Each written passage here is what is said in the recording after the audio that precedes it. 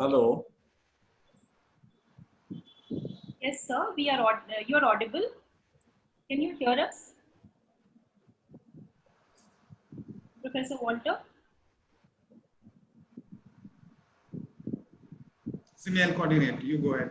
Okay. So, yeah, the Environmental Impact Assessment Draft Notification 2020 is out. Hello. Can you hear me now? Shall I begin? Sir, let me. I cannot hear. Okay. So yes, I'll begin. The Draft Environmental Impact Assessment Notification 2020 is out.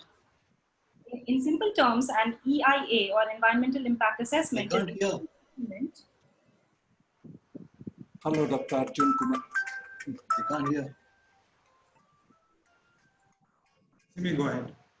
Is a legal instrument for environmental regulation for ensuring sustainable development.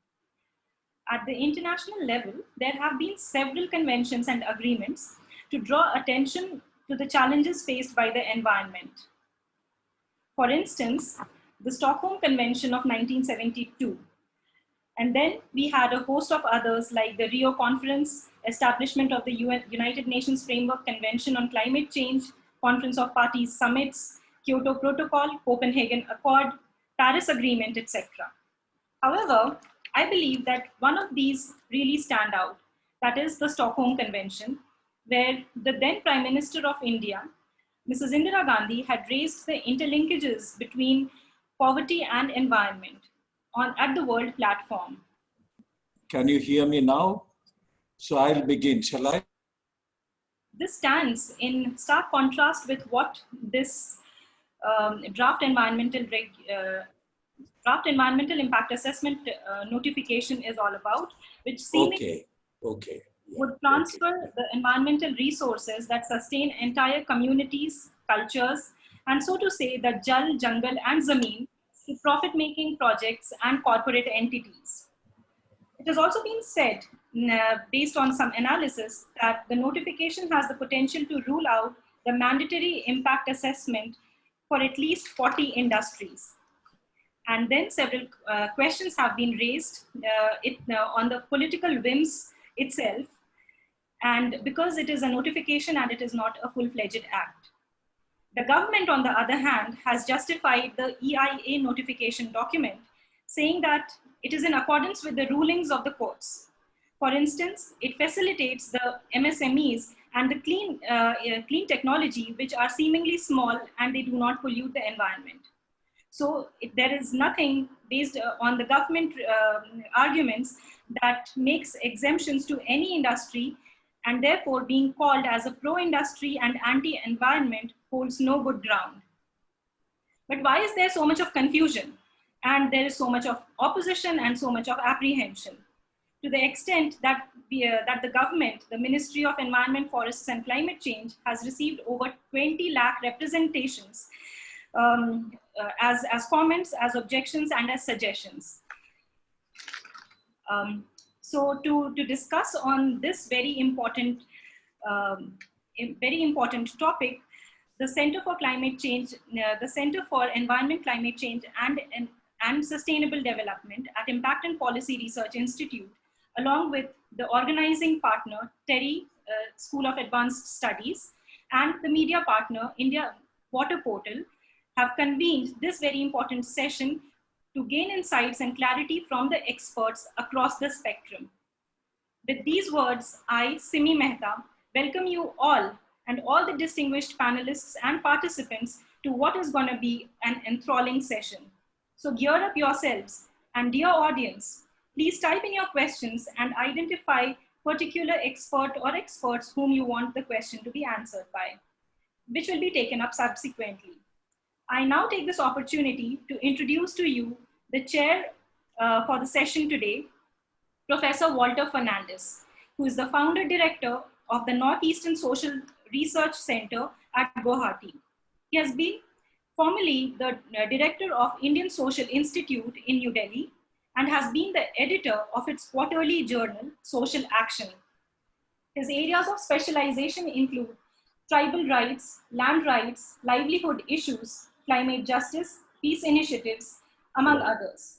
He has numerous books, articles, and media pieces on these issues.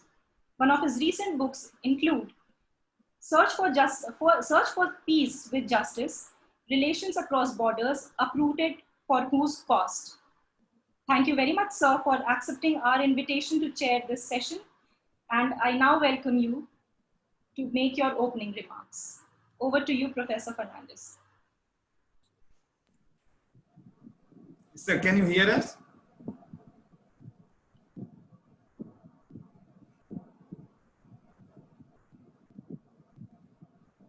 So please go ahead.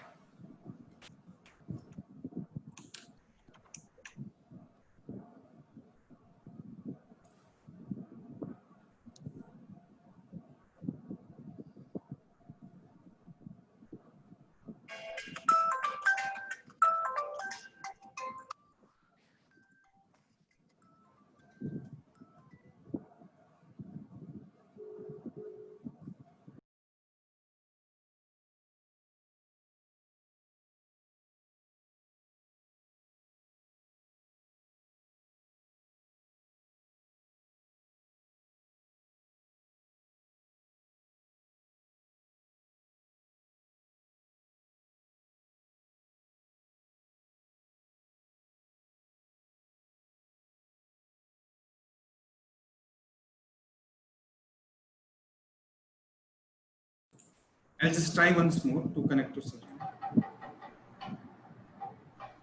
Professor Fernandes, if you can hear me.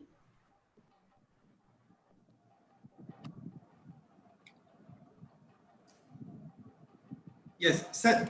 Yes, sir. You can start now. We all can hear you. Yes, yes, please. Yes, yes. We understand. Yes. Yes. Unmute, please, sir.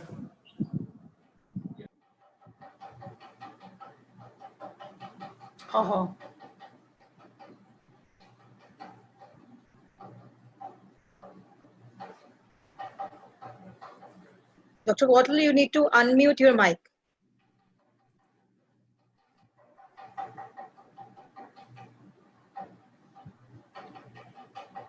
If you can unmute Professor Fernandes. Sir is not able to hear anything from computer. Arjun, as a host, can you unmute Dr. Fernandes? No? He has to unmute.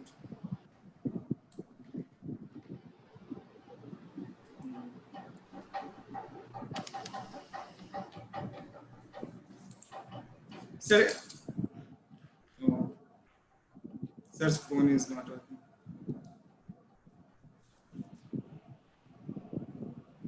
Yes, sir, you have to unmute there yourself.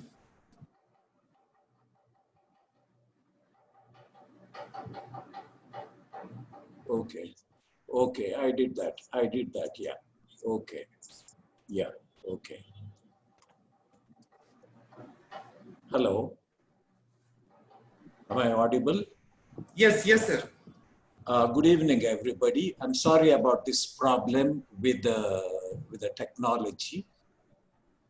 We begin this webinar on the draft EIA, Environmental Impact Assessment Policy of the Government of India. Questions are raised today about as earlier, as in the past, and much more today, on the whole relationship between economic development, people's growth, and the protection of the environment. Where do we stand today? Where does this policy stand? Many questions have been asked about it.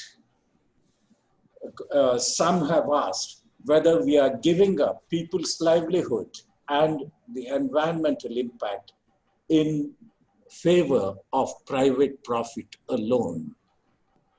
Others believe that there are a few who believe that the environment has to be protected from the people, but most of those who have commented on the EIA feel that we have to introduce many changes that keeps a balance between economic growth, the environment, and people's growth. Private profit cannot be the sole criterion of development. Here in the Northeast, I'm based in Guwahati. In Assam, there is the whole controversy about the forests being cut for coal mining. There is the whole fire at the Oil India well. And these raise many more questions about the environment and people's livelihood.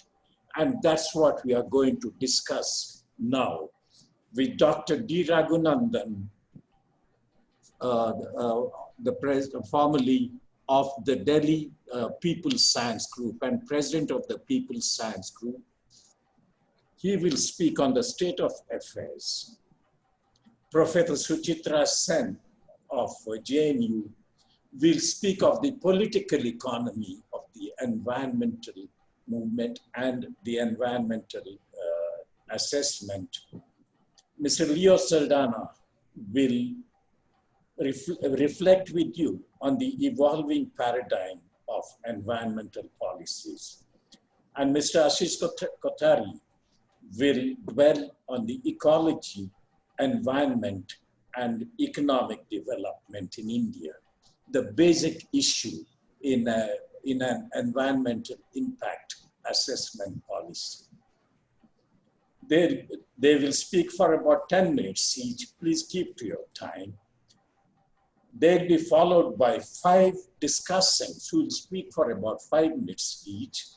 Professor Kamna Sachdev, Ms. Madhu Sareen, Mr. Ajit Kumar Sen, Professor Brijesh Kumar Dubey, and Ms. Sara Suresh. I don't have to introduce them because all of them are well-known names. So we begin now with the first panelist. And I would be happy if you could, the participants could write in the question answer box rather than chat. It's easier to check one box rather than 2.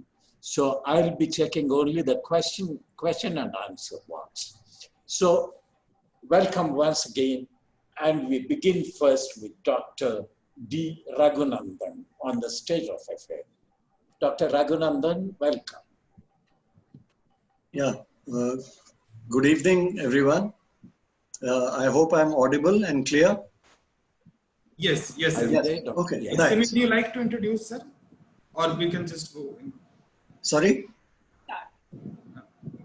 Yes, sir. Sorry, shall I start? Yes, sir. Please go ahead. Yes, sir. Please go ahead. Yes. Yeah, okay. I'm afraid I cannot hear you, Dr. Raghunandan. Oh, really? Am I audible to others? Yes, yes. Yes, yes. Yeah. Well, somebody should help Dr. Walter to get his audio right. I'm doing that. Right. Okay, so I'll proceed. Yes.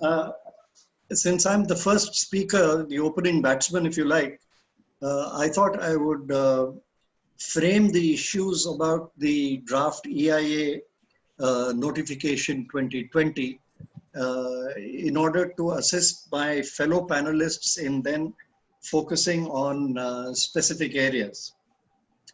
So let me begin by saying that since the 2014 election campaign of the present government, where this was one of the central campaign themes of the then aspirant Prime Minister, Shri Narendra Modi, the present government has systematically moved. Sorry, you are not audible. I cannot hear. Dilute or dismantle environmental regulations and related governance systems and institutions. Various notification rules and executive measures, hand-picked committees had already severely undermined the EIA notification 2006, which was the previous governing notification.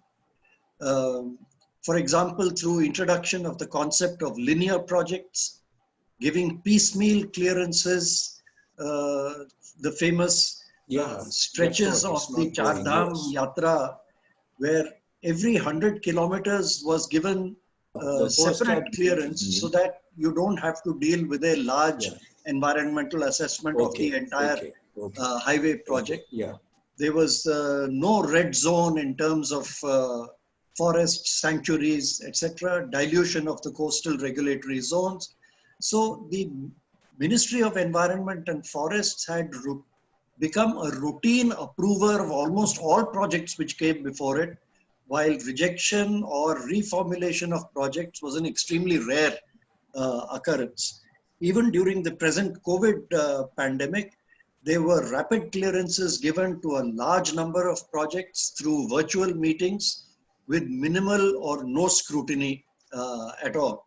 And many of these clearances were in fact given anticipating the clearance means or routes opened up in the present draft EIA 2020 notification, which hasn't even come into action yet. I strongly believe that all these were driven, as in fact the government itself had said, by a desire to push what's called the ease of doing business. And India has seen its ease of doing business ranking rise in the global rankings from 77 in 2018 to 63 in 2019. Quite a jump upwards. But correspondingly, India has moved down in the Yale University's Environment Performance Index from 165 last year to a really rotten 168 out of 180 countries at present. Clearly, all these moves then are designed to favor corporate interests over the natural environment and over the lives and livelihoods of people, especially those dependent on these natural resources. To compound all this, extremely poor implementation and monitoring, as well as continuing weak capability of already toothless pollution control boards, especially at the state level, has rendered environmental regulation extremely weak in this country. And unfortunately, far from tightening these norms and closing the many loopholes that have crept in under pressure from vested interests, the draft EIA 2020 has further weakened environmental regulation, reduced transparency, and reduced accountability. In fact, several provisions of the draft specifically seek to circumvent National Green Tribunal, High Court, and even Supreme Court rulings based on the EIA 2006, and which had objected to many orders and notifications issued from the government from time to time. And the present draft seeks specifically to bypass or countermand these rulings of the judicial bodies in a de jure manner, what they have tried to do so far de facto. I'll quickly list out some of the major objectionable changes sought to be introduced through the draft EIA 2020. I will not go through these in details, and I'm sure my fellow panelists will elaborate on different aspects of these, but some of the major issues. The first is there has been a wholesale reclassification of the different categories of projects, which were category A, B1 and B2. And a large number of projects have been placed under B2, under which no appraisal or public consultation or hearing is required. For example, oil and gas exploration. Audience may recall that last year clearance was given for oil and gas exploration in the fertile Kaveri Delta, and the farmers were up in arms in Tamil Nadu when it was withdrawn. Now this is sought to be given de jure provision under the EIA 2020. Similarly, aerodromes on water, river waterways, area development projects, and linear projects which will be assessed only in very limited geographical areas have all been given this kind of a exemption. Another whole set of projects with significant environmental impact, but which are now being placed under B2 category and exempted from obtaining prior environment clearance. They only need to obtain environmental permission without appraisals. And these include, by the way, this category was originally meant for artisanal groups such as potters, etc., for excavation of clay. But this has now been extended to a whole range of projects, such as solar photovoltaic projects. How to do that? I can't. Which are very large. Do I have 2 minutes more? Yeah, okay. Yes, sir. Unmuted now. Solar photovoltaic projects, solar thermal power plants, But solar parks, coal and mineral exploration, and another vague category of R&D projects. Apart from minor irrigation projects, hazardous waste recycling units, defense and explosive manufacturing units, all of these have been given okay to do just by getting local EP, environmental permissions.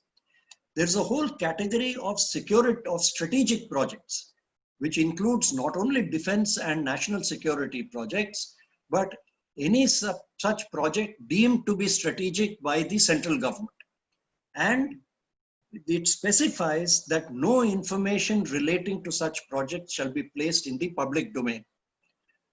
One can accept that classified information on military matters need not be placed, but surely the area of the project, air pollution caused, water pollution caused, etc., should be a matter of public concern and should be subject to all the usual kinds of environmental appraisals which other projects require.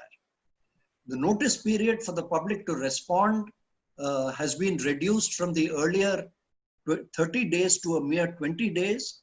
And now violations can only be reported by government agencies, not by the public. Among the most egregious provisions of the draft EIA 2020 relates to violations, that is projects which have started construction or expansion without receiving prior environment clearance. The draft says all these can now be given post facto environment clearance and permitted to continue operations after paying small fines. The recent Vizag LG Polymers case is one such which had been operating for a number of years without environment clearance. Now they can do so after paying a small fine. The NGT and the Supreme Court have repeatedly ruled post facto environment clearance to be violative of environment laws. And so what the draft EIA tries to do is to circumvent all this. The Supreme Court too has voiced opinion against this. The last 2 points which I'll mention is, there's a big shift to a centralized process in this, because even the state environment impact assessment authorities are to be constituted by the center and not by the state, even though they have one representative of the state government. What may appear contrary to this is that the environment permissions are to be given at the local or state levels.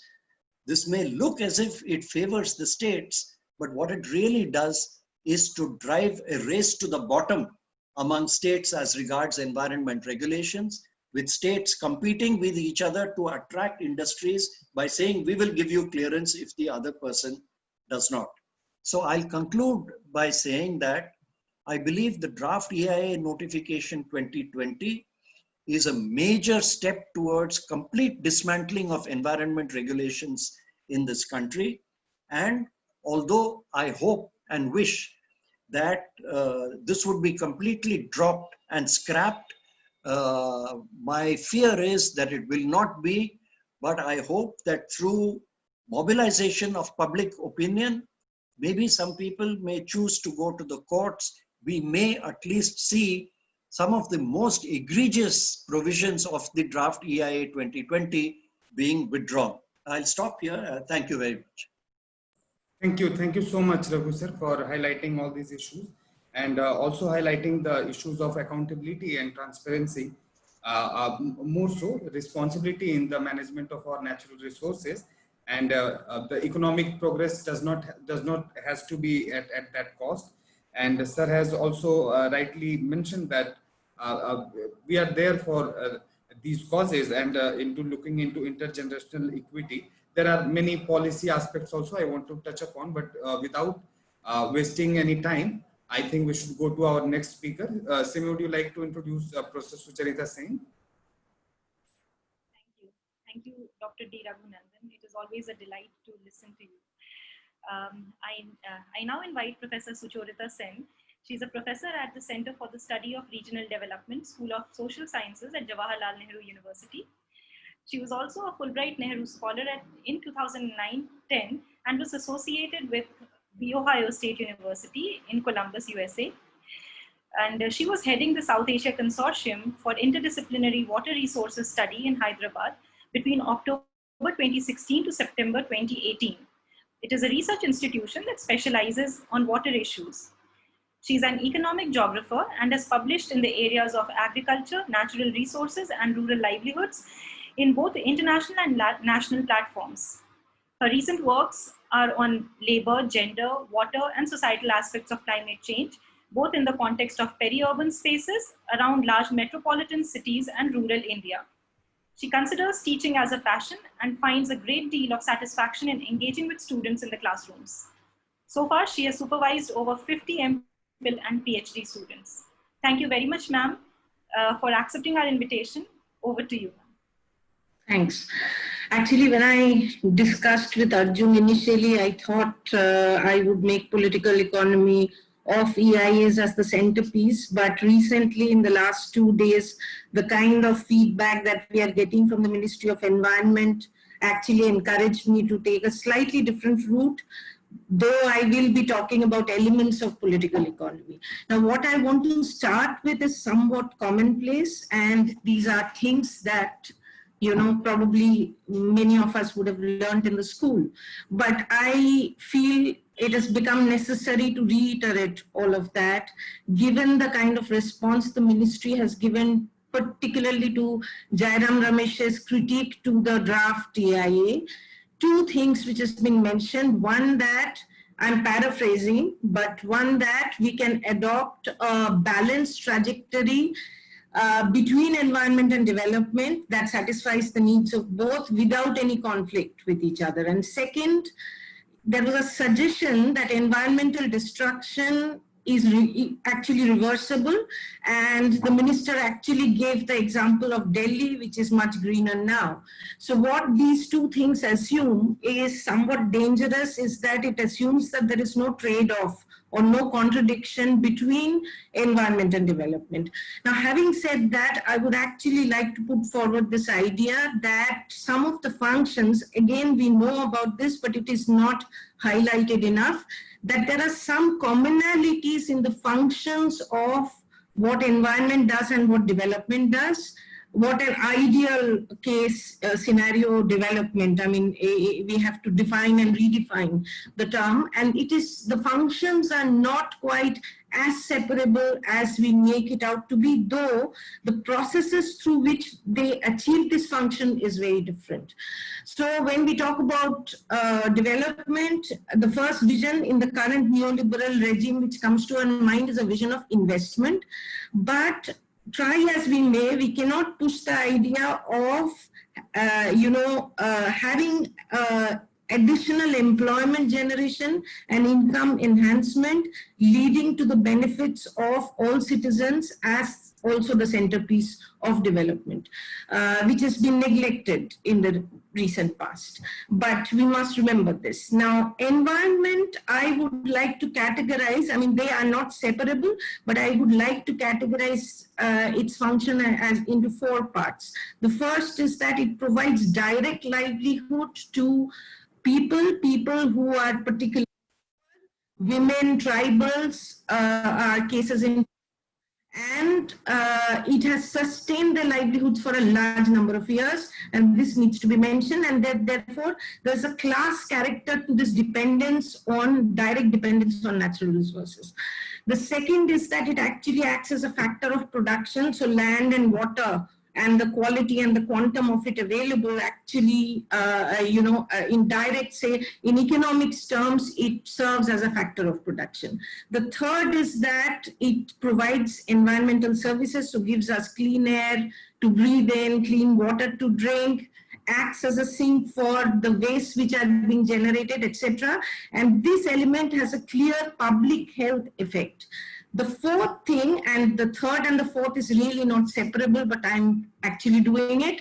Other than this, the larger ecosystem values, which we are otherwise slow to observe, but the way climate change is actually manifesting, it's on our faces. We would be ostriches to be, to be failing to note how close this has come to us. So in the school, say for example, we were taught a division between renewable resources. We would divide it into biotic resources or biological resources and flow resources. And we were taught that flow resources cannot be touched or cannot be disturbed usually by human beings. Now, we are into a situation where we are absolutely interrupting those flow resources or the effects of that. It is in this context that we are talking about the EIA 2020. Also, the other thing, the significant character is that it has a systematic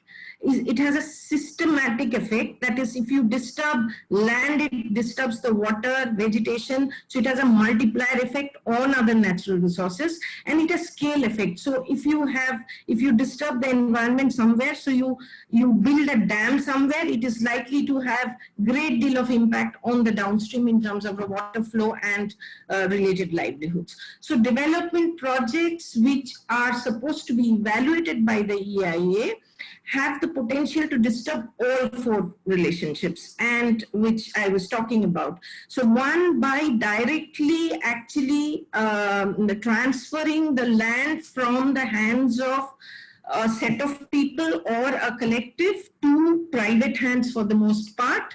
And that comes, of course, under the purview of the Land Acquisition Act, but it should be seen in consonance with the EIA. The second is impacting those living around the projects, and sometimes, as I was saying, because of the scale effects, sometimes living very far away from it. Thus, even if we look at it narrowly, like if we ignore the fourth point that I was talking about, we really need to figure out that whether the employment which is being generated by the project can cancel out the employment or income generated by people who are directly depending on the environment. Does it compromise public health, and monetize this to figure out whether the kind of project we are passing, is it even cancelling out is not good enough, but at least, does it set up infrastructure to actually take into account this public health disruptions and the kind of compromises which are there and the quantum and quality of natural resources which is available. This is apart from the larger environment effect, which is what strikes our mind when we talk about environment and development. So I just wanted to say that there are commonalities in the function of environment and development which we very often overlook. So this brings us to the very clear thing that citizens are at the heart or at the center of the potential, change in the land use, which is going to happen as a result of the development projects coming, and the kind of impact it is likely to have. Now, this is the state function. The state has a social contract with its citizens to protect their lives and livelihoods. This is a larger social contract, and I would argue that EIA 2020 actually has made a significant dent and a harm into that contract.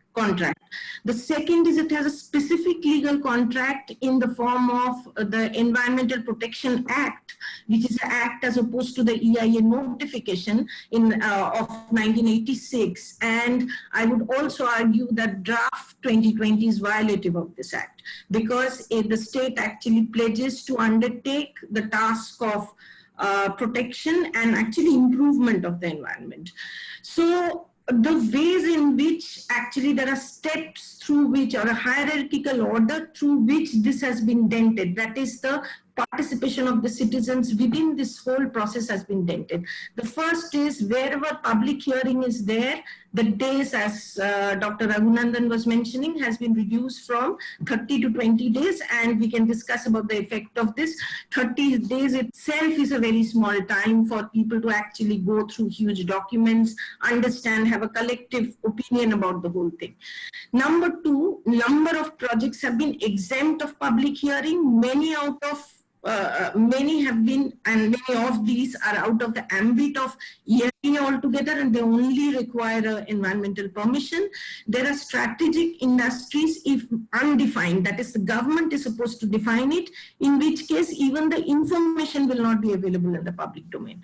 The next stage is that the citizens who are potentially being violated by, environmental effect, public health effect, livelihood effect, cannot now point out the violation.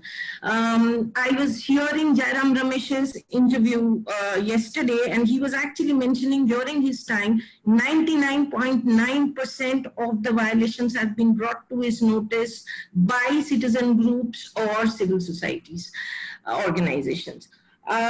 The fourth element is that information which was to be made available to the public, because of which the public could react in any which way, actually has shrunk substantially. The domain of that has shrunk a lot from 2006 to 2020. And the last is that the validity of the environmental clearance has increased in different ways for different kinds of projects. Now, the next thing I wish to talk about, so you see a tripod of the relationship between citizen, state, and industry. As I have already discussed, the citizen's role has been significantly reduced.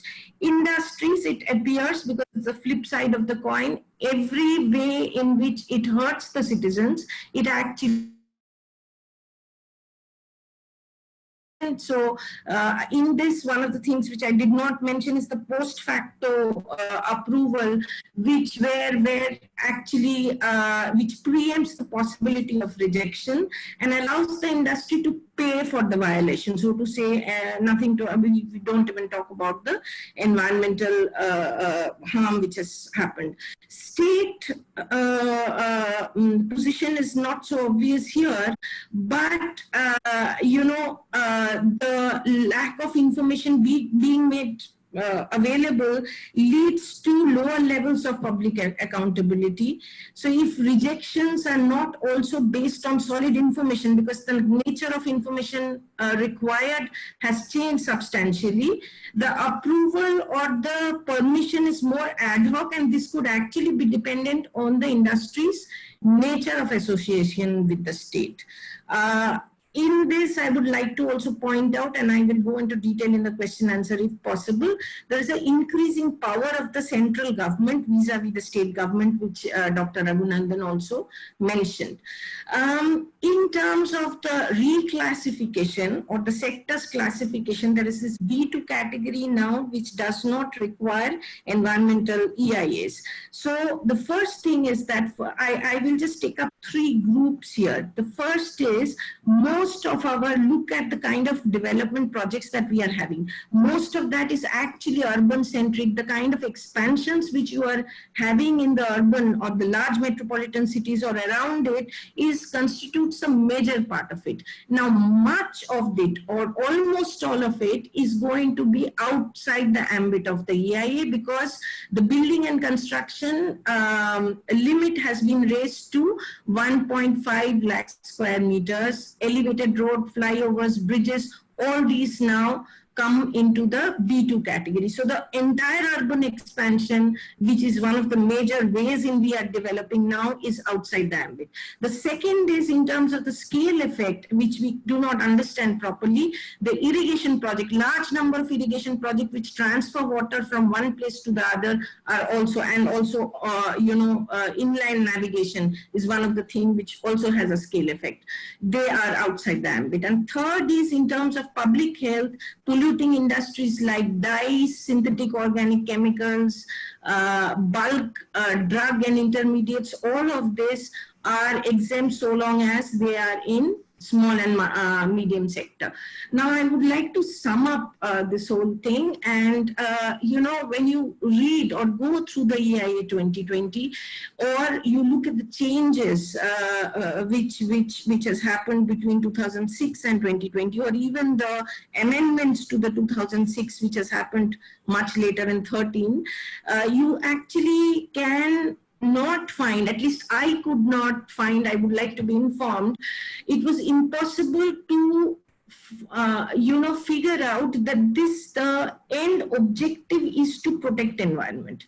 The entire focus is as to how, which Dr. Raghu has already talked about, has to facilitate the ease of business. So basically, we are using EIA as a barrier to, and we actually implicitly believe this, that this is a barrier to the so-called development. So there is no understanding about the irreversibility of the environmental degradation or its multiple effect on the citizens.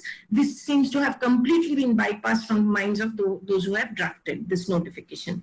Now, the last thing which I wish to say is that we should not look at EIA 2020 in isolation. We should read and understand this from the recent changes in the labor laws, the national education policy, which has all happened now.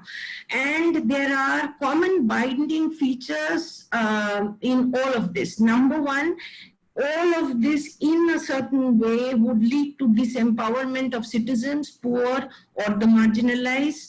It strengthens, all of them strengthens the hegemonic order between the state and industry on the one hand and the citizens on the other. All of it in a way absolves the state of its responsibility of protecting what were meant to be public goods, whether it is natural resources or education. And it is so relevant, I cannot you know, stress on the relevance of this in an extremely iniquitous country like ours. And the fourth is centralization of the decision-making power. I think these are the ways in which we need to look at how our citizens are going to be faced, you know, in the current, I mean, in the coming times. Thank you very much. Thank you, Professor Sen, for your excellent presentation. I think you have brought up some of the salient points and have shown the relationship between recent changes in the labor laws, the NEP, centralization of decision-making, and the basic question, is the EIA really meant to protect the environment, or is it meant to increase private profit? Thank you for asking these questions. We can discuss it later. Now we go on to Mr. Leo Saldanha. Leo? Hello? Yes. Yeah, thank you, Walter. If you can see me. Yeah. Yes. All right. Yeah. So thank you for this opportunity, and I appreciate that you have brought in so many exciting speakers, and I feel quite intimidated by their scholarship. So my coming from where I am, which is largely working in the trenches, I have seen the EIA notification from the perspectives of vulnerable communities, and having worked with them and suffered the consequences of working with them, including incidentally about 20 years ago, the date actually, some of us were quite badly thrashed when we tried to question the idea of pushing forward a ritual exercise of public hearing as part of the EIA notification. That was in 2000, and that was a public hearing held by the Pollution Control Board for what was called the Bangalore-Mysore Infrastructure Corridor project. It was basically the prototype based on which Janagra and other organizations elitized urbanization and went on to create the model for the smart cities, which is now everywhere. So we were then resisting the very idea of decision-making based on a public hearing, which was a ritual exercise. And if you recall, the public hearing was not mandatory in the 1994 EIA notification. It was made mandatory after a lot of us struggled across the country. I struggled in the West Coast in many projects which were being pushed there. thermal refineries, dirty industries like smelters and so on. And each and every one, when we resisted, we were told that, public hearing is a concept which is at the discretion of the administration. And so we resisted. And then at least we had a man called T.R. Balu. I don't know if you remember him. He was from the DMK. And he realized that, yeah, there is some wisdom in this. And he went on to institute in 1997 an amendment which made public hearings mandatory. So there began a journey of democratization of environmental governance. Because before then, environmental governance from 1972 Wildlife Act, if you take it as the benchmark, was all done by parastatals or by the administration, forest department or various environmental agencies. I mean, it cuts across the country. It was almost assumed that the decision-making relating to environment and human rights, the state had a better understanding of it. Interestingly, at that time, I had also been working on the 73rd and 74th Amendment Act.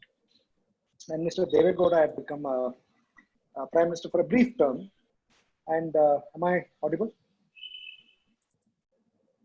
I saw the screen shift. Yes, Okay, yes, great. Okay. So I just saw the screen shift, so I thought I was bumped out. So, okay. So what I was saying is that Mr. Deve Gowda brought in the Panchayat Extension to Scheduled Areas Act in 1996. It was a very brief law, but the potency of that law was immense. Wherever the scheduled areas were in whichever states, it gave an enormous power to the Gram Sabhas to decide what is the fate of their development. But Mr. Deve Gowda actually did it on the basis of another major amendment that took place in 1992 to the Constitution, which is a constitutional 73rd and 74th Amendments. And we had always argued through the 1990s that all of us who are investing so much faith in the public hearing as conceptualized within the EIA framework had completely abandoned the great promise there is in Article 243 ZD and ZE. ZD is where the district planning committees are constituted and they conceptualize what should be the form of development each district shapes for itself and through representative forms of governance. And ZE is for metropolitan planning committees, where there are 1 million+ cities, they get to have MPCs. And our struggle was actually on both streams. We are just not struggling to democratize environmental governance. We're struggling to democratize rural and urban governance.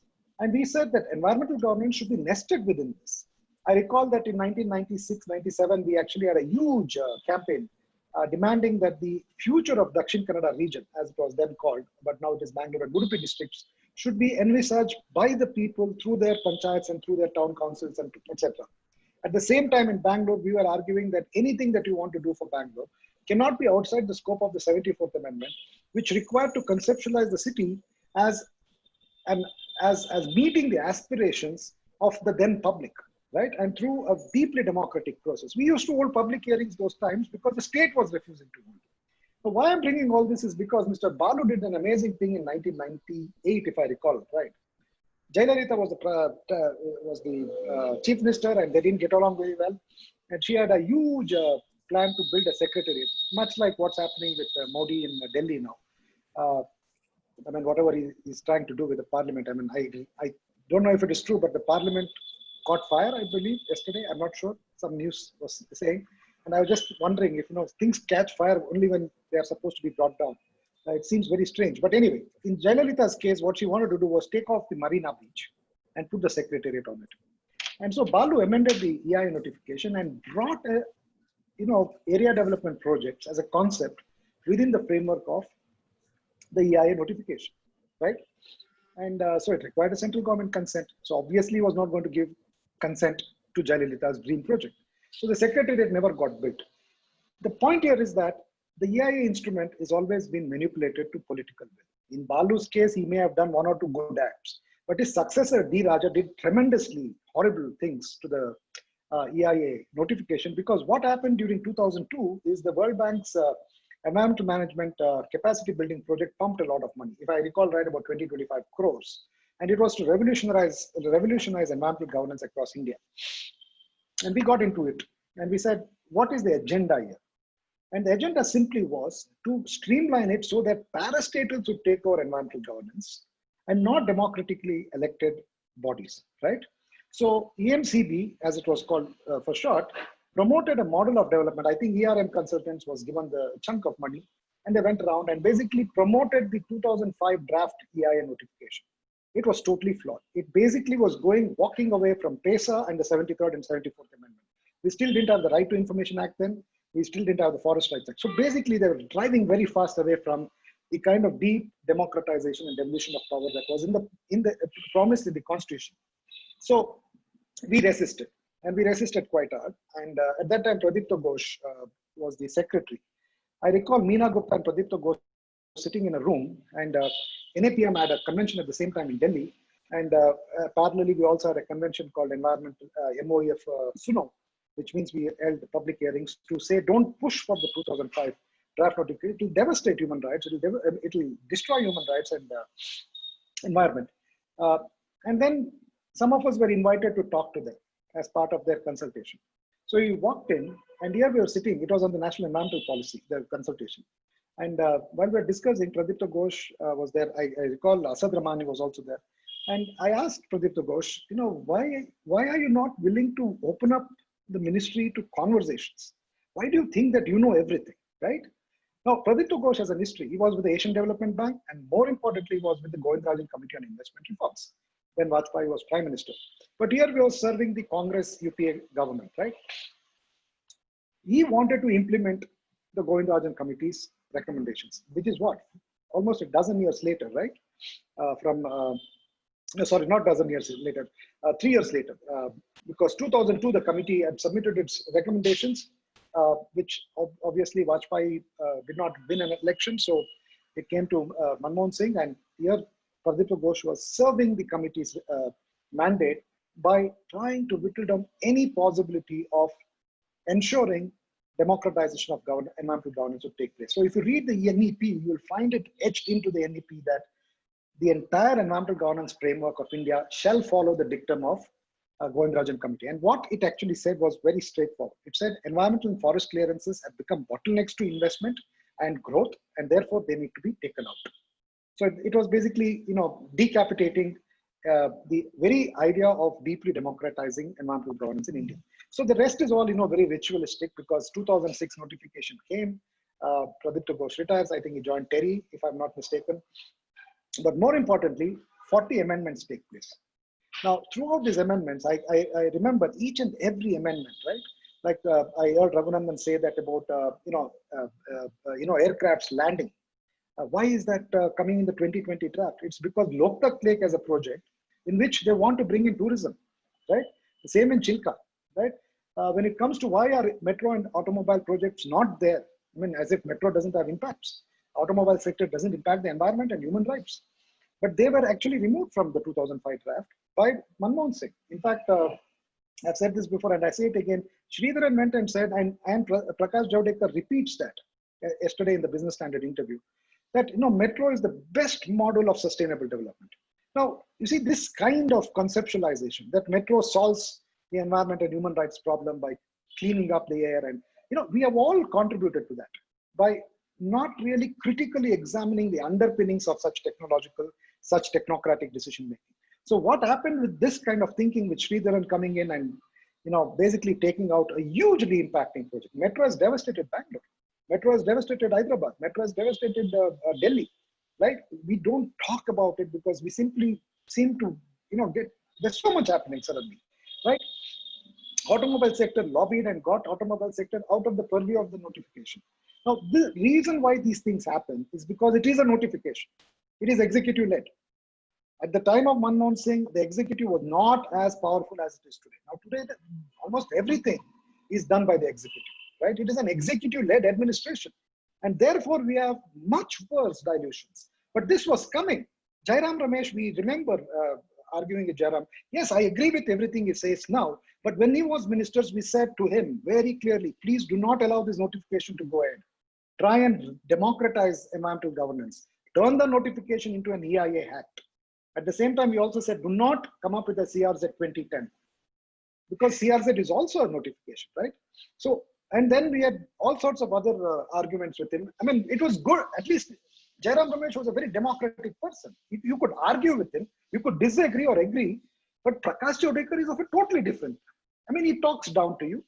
It doesn't care to listen because it doesn't have to listen anymore, right? Because what they have in their mind is a concept that they know what they want and they don't care about what India wants. They know what they want. And you know what I mean by what they means. And here we have a serious problem, that this is a system of decisions which actually enhances the power of the administration that is there in the center today. It also is a system of decisions in which it enhances powers of various state governments, be it in coal mining or nuclear or so-called on the strategic projects. For instance, I have an argument with Jairam Ramesh also.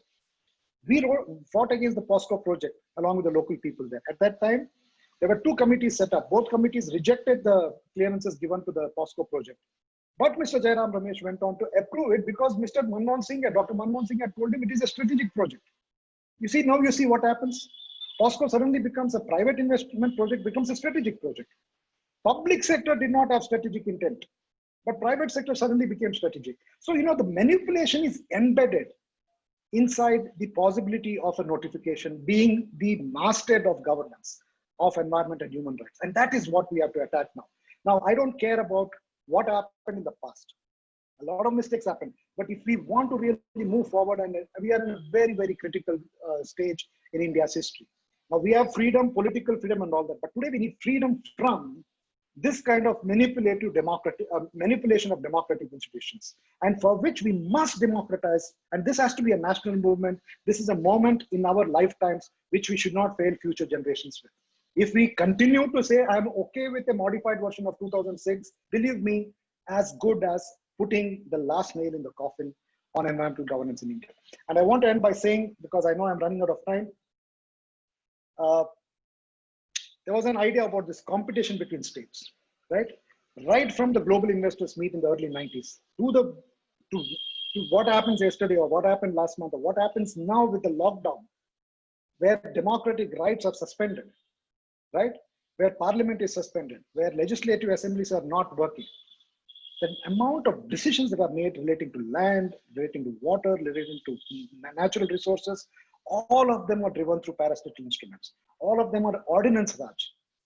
I think we have to see all this in totality, and the Environment Impact Assessment Notification 2020 draft is essentially trying to ensure that the overall conceptual framework of RSS, BJP and the Sangh Parivar to take over India's natural resources and suppress Adivasi communities, coastal communities, communities which know how to resist, communities which are very proud, communities which are very strong in identifying themselves with dignity. They want to suppress them.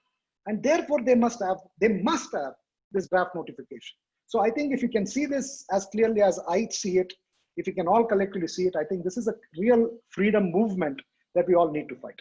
Thank you. Thank you. Thank you so much, Leo sir, for highlighting this issue. Also globally, the issue after the pandemic, the climate change and this issue is of the paramount. All the international media is covering this.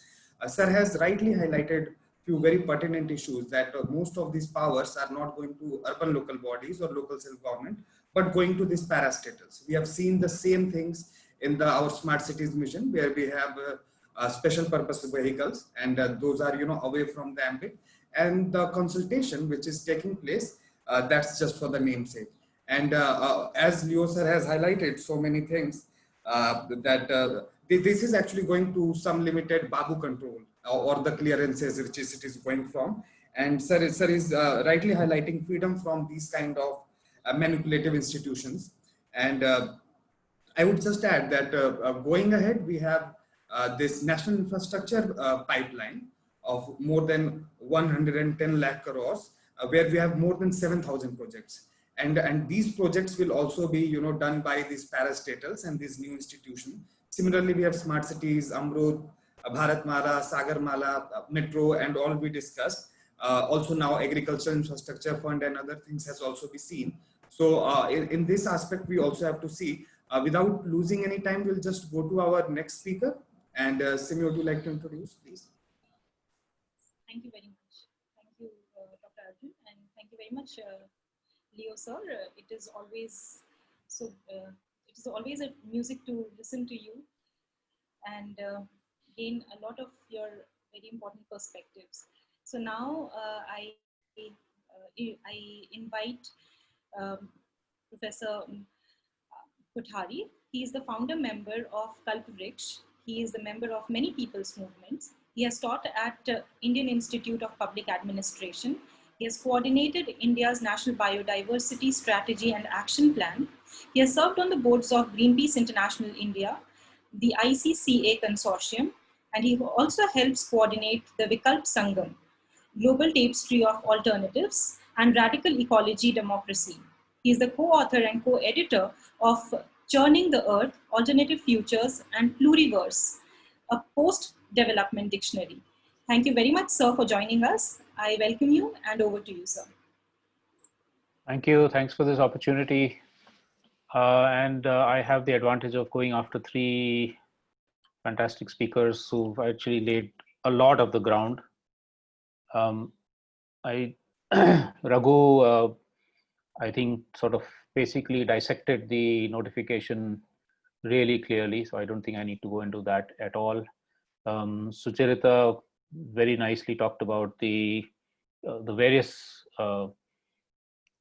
benefits and services and functions of the environment for us, and how development or these kinds of notifications don't actually serve the purpose of respecting those kind of functions and services. And Leo, in his usual sharp manner, has laid out what has happened to environmental governance in the last few, not just few months and years, but the last few decades. So I'm going to try and build on some of this. I think, to my mind, the environment regulatory regime in India has always been very weak, because it has been, environment has been considered to be marginal compared to notions of development. This has been since we started our planning processes and so on, but especially since 1991, when India moved into a process of globalized economic development, of moving its economy into the global economic regime of exports, imports, privatization, and so on and so forth. The book we did, which you mentioned, Churning the Earth, goes into a great amount of detail on what happened since 1991 and how systematically environmental regulations and laws that were very hard fought and came in during the 1970s and 80s were whittled down, bypassed, or basically just ignored.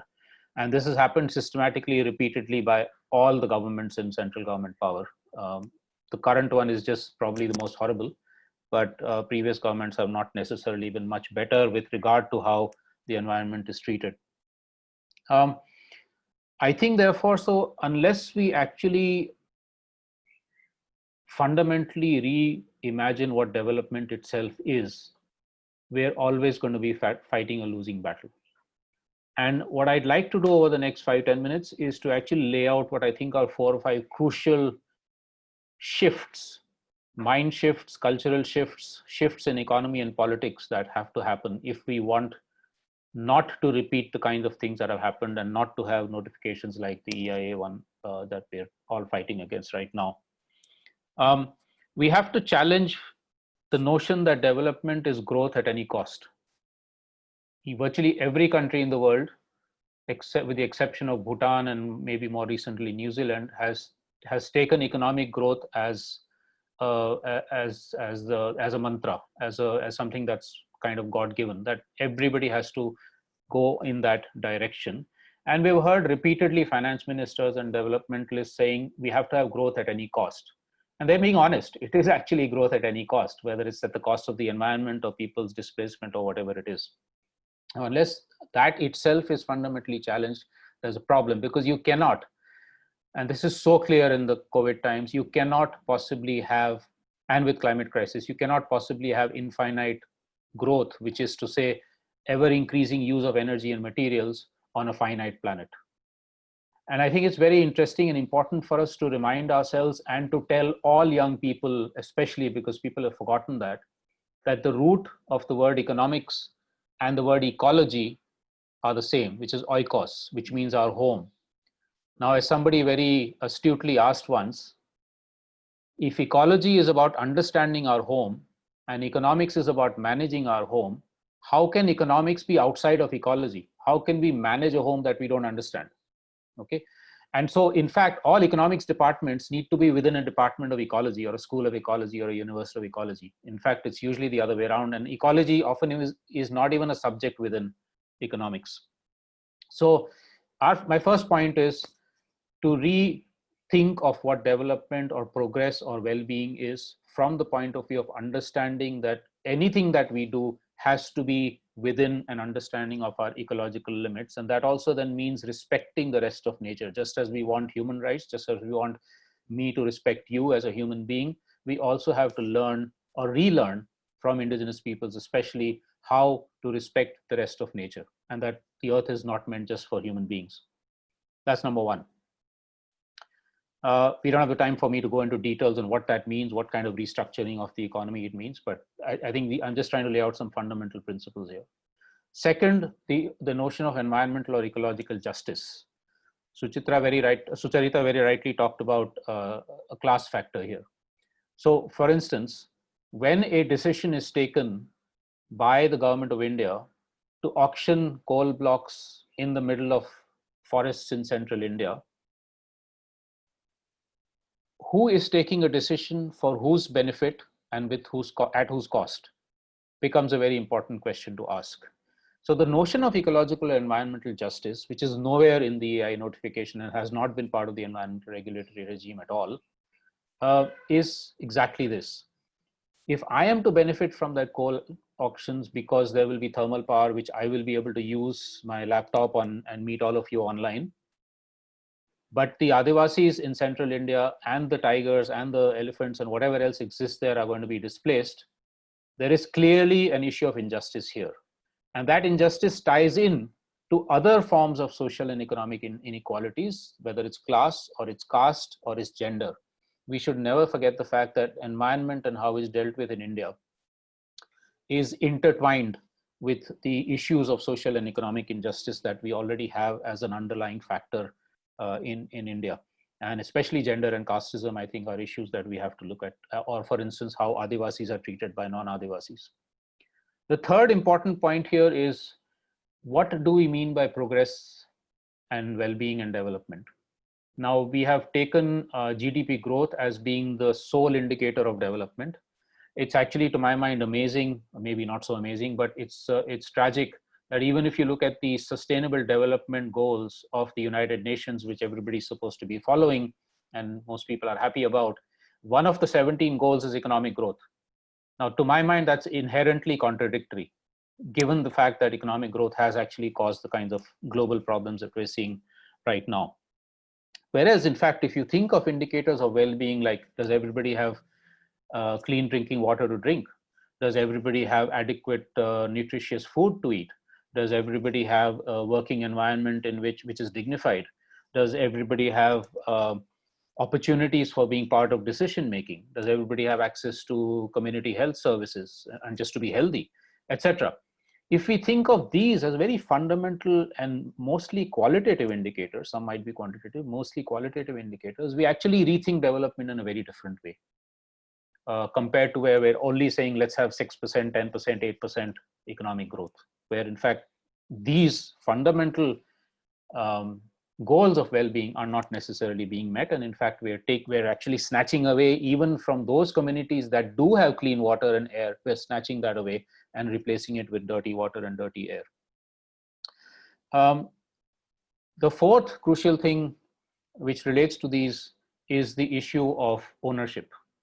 Who owns the resources on which decisions are being taken? Are they owned privately? Are they owned by the state, and usually by the state in the service of private agencies? Are they owned by the communities who are most dependent on them? Are they part of the commons regime, or are they part of an increasingly privatized or state-dominated regime? And like I said, the state and privatized is increasingly actually merging with each other and taking the commons away from the people who have mostly managed them for thousands of centuries and who depend directly on them for their survival and livelihoods. Fourth or fifth is the issue of governance. And I think Leo has already alluded to this, has talked about it very strongly, that unless we can actually start thinking about the fact that democracy and again, going back to the origins of words, just like with economics, democracy is power of the people or by the people. It's not power of those we elect. The whole neoliberal democracy that we've adopted in India and elsewhere in the world is eminently suited for a capitalistic, industrialized, unsustainable model of development. And we see the consequences right now. We got a government that's got a majority. It came in with thing. And so they say, well, we have the legitimacy to do what we want. And we will have an EIA notification because we have been elected by the people of India. But the whole notion of what democracy is, where for the last 75 years, we could have actually moved towards a Swaraj model, which Gandhiji spoke about and argued for, where everybody assumes power because that's a fundamental right. And I will be part of decision-making with regard to my life and my future. We have forgotten that, and we've actually given it over to politicians and bureaucrats to take decisions for us. So to my mind, the struggle for treating environment with respect is also a struggle for actually creating radical or direct democracy on the ground, where every Gram Sabha, every area Sabha, every Adivasi community, etc., has fundamental and central rights for being part of decision-making processes. And the last and final thing I'll say is with regard to economic democracy. Again, who controls the means of production? This relates to the issue of commons also and to political democracy. For an Adivasi, the forest is the means of production. For a worker in an industry, the machinery there is the means of production. For a craftsperson, his potter's wheel or her handloom or whatever is the means of production. And increasingly, we see a society in which those means of production are captured either by the state or by capitalist agencies rather than by the workers and the producers themselves. And we have to be able to argue for an environmental regime in which this fundamental issue of economic democracy becomes crucial. And there, self-reliance then becomes a crucial thing. Not self-reliance in the way our Supreme Commander is talking about, because that actually is about giving all powers to corporations. But self-reliance where communities, where farmers, where pastoralists, where craftspersons, fishers, all of us are actually in control of the fundamentals of our economy. So let me just give you a couple of quick additional points and then I'll stop. I think what we see in India and elsewhere in the world, even in the midst of this horror story, we're going through a horror movie right now or multiple horror movies, we still see incredible signs of hope of where people have been able to set up alternative initiatives for meeting their needs and aspirations without trashing the earth and without creating the kind of inequalities that we see. And if I had the time, I could give you hundreds of examples from India alone of sustainable agriculture, of sustainable housing, of community health systems, of livelihoods, dignified livelihoods, etc. And we see dozens of communities in India who have done very well in COVID times despite the lockdown because they have moved into these sorts of resilient systems. They have conserved their ecosystems or revived them and generated much more localized and democratic economies, as also worked with social justice issues. I'll put up a website later where you can see many hundreds of stories on that. And building on that, what we can think of is also that we need to start thinking of governance at the level of landscapes and seascapes, at eco-regional landscapes, which means that decision-making needs to take into account that the Western Ghats is one ecological contiguous unit, that the Gangetic Plains is an ecologically contiguous unit. You cannot take decisions which you compartmentalize parts of these ecological units and then say, okay, I will build a dam here and I'll only look at the impact on that particular, not even that well, but even if that, okay, I'll look at the impact there. I won't look at the impact 100 kilometers downstream because that's not part of my jurisdiction.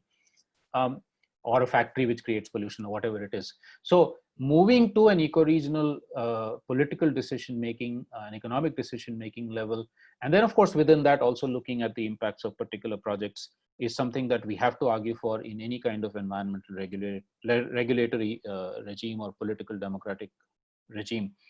And the last point now is that to my mind,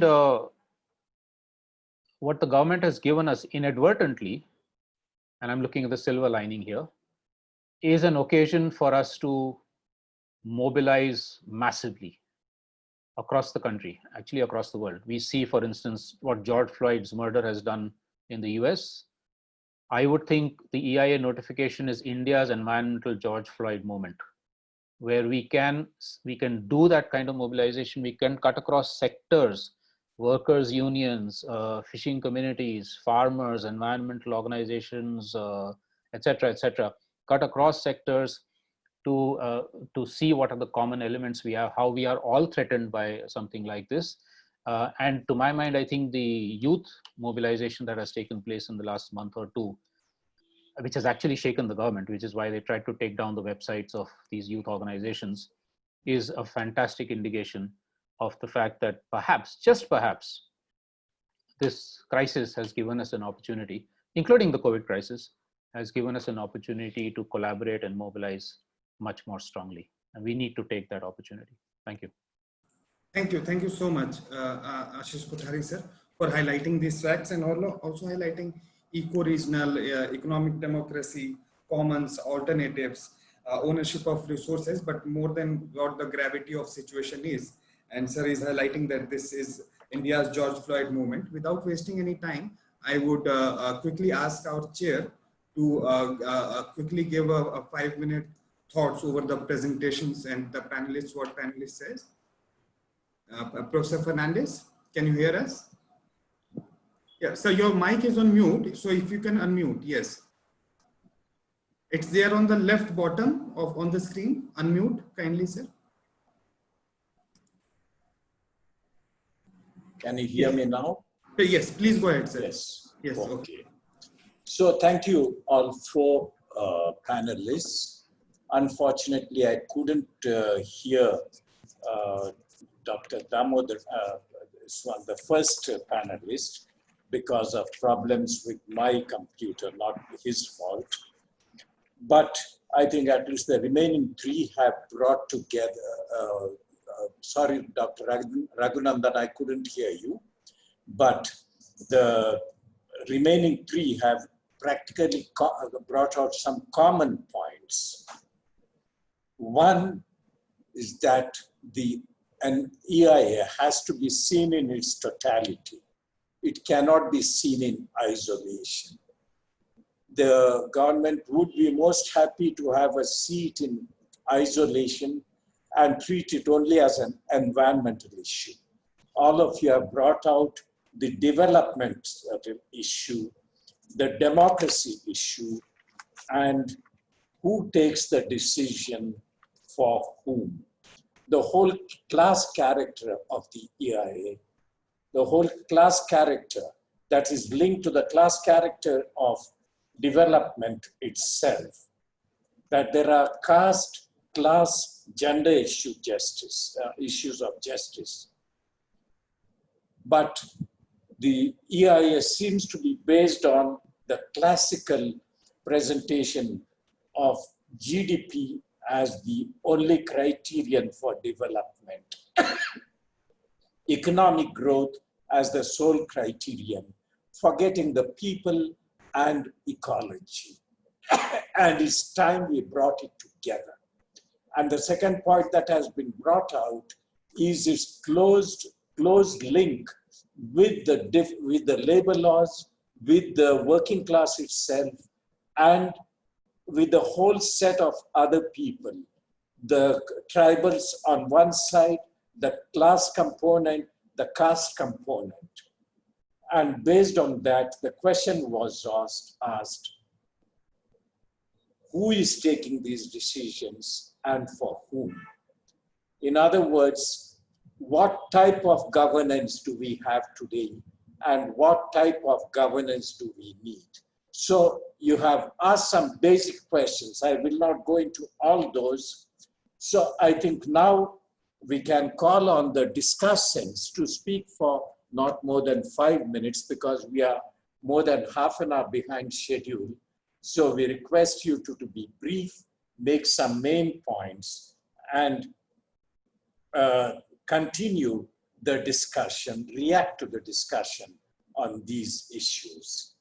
We begin with Professor Kamna Sachdeva. So good evening, everyone. And it was a wonderful listening all the experts who are working in this field from quite a time. Myself, Kamna, and I'm an associate professor in TERI School of Advanced Studies. And the topic says that reflection and way forward. So I will be speaking more on way forward. So many good information has been shared with you, with the eminent people who are working in the field. So what I see in this new notification draft is that this is an opportunity to grab, to, let's see in a very positive manner way forward. Let's strengthen the monitoring mechanism in this.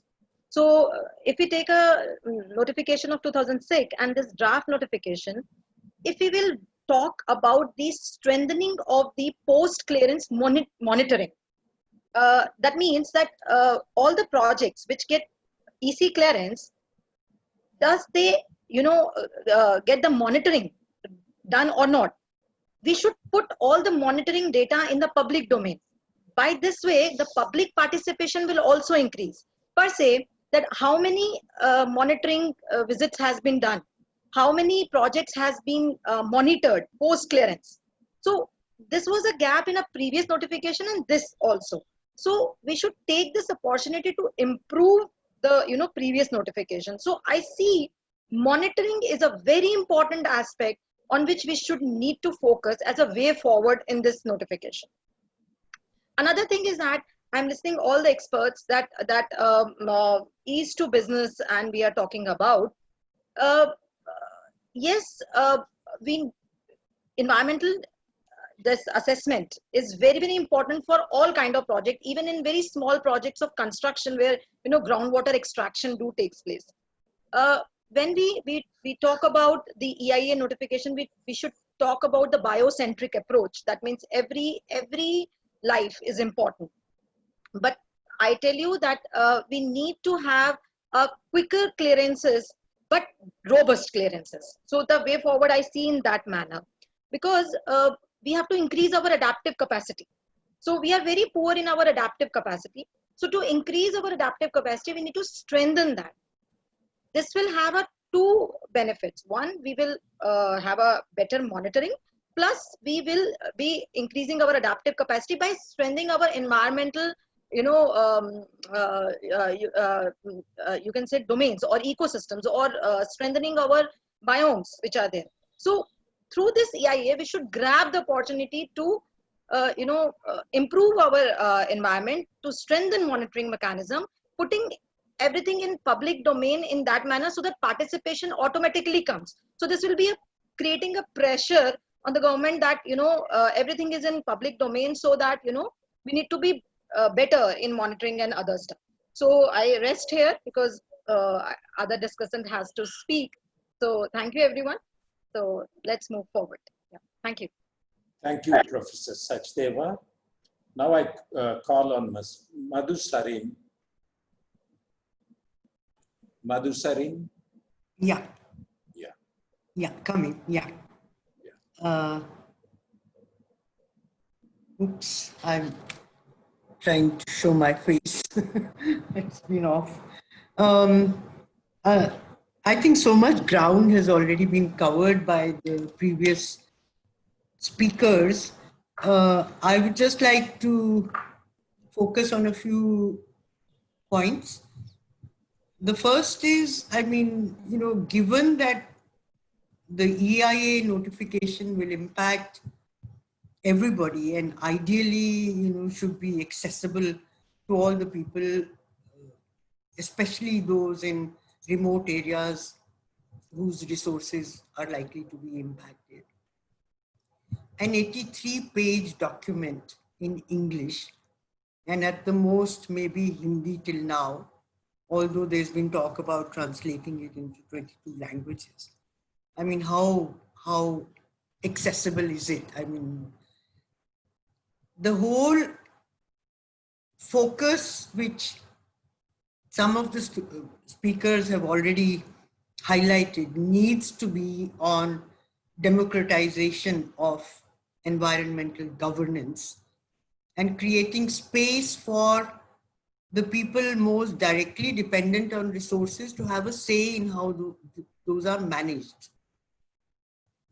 But the entire notification is, as has already been said is more focused on empowering parastatals rather than democratic institutions, grassroots democratic institutions. With my work largely having been on forest rights, I've been looking at, the importance of resource rights in forest areas and how those are different for different groups and how their importance is different for different groups.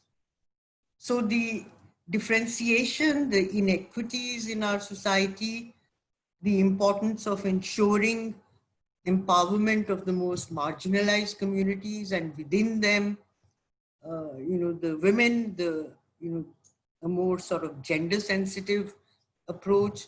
There is absolutely nothing about that in this notification. And I think it's very important that that needs to be highlighted.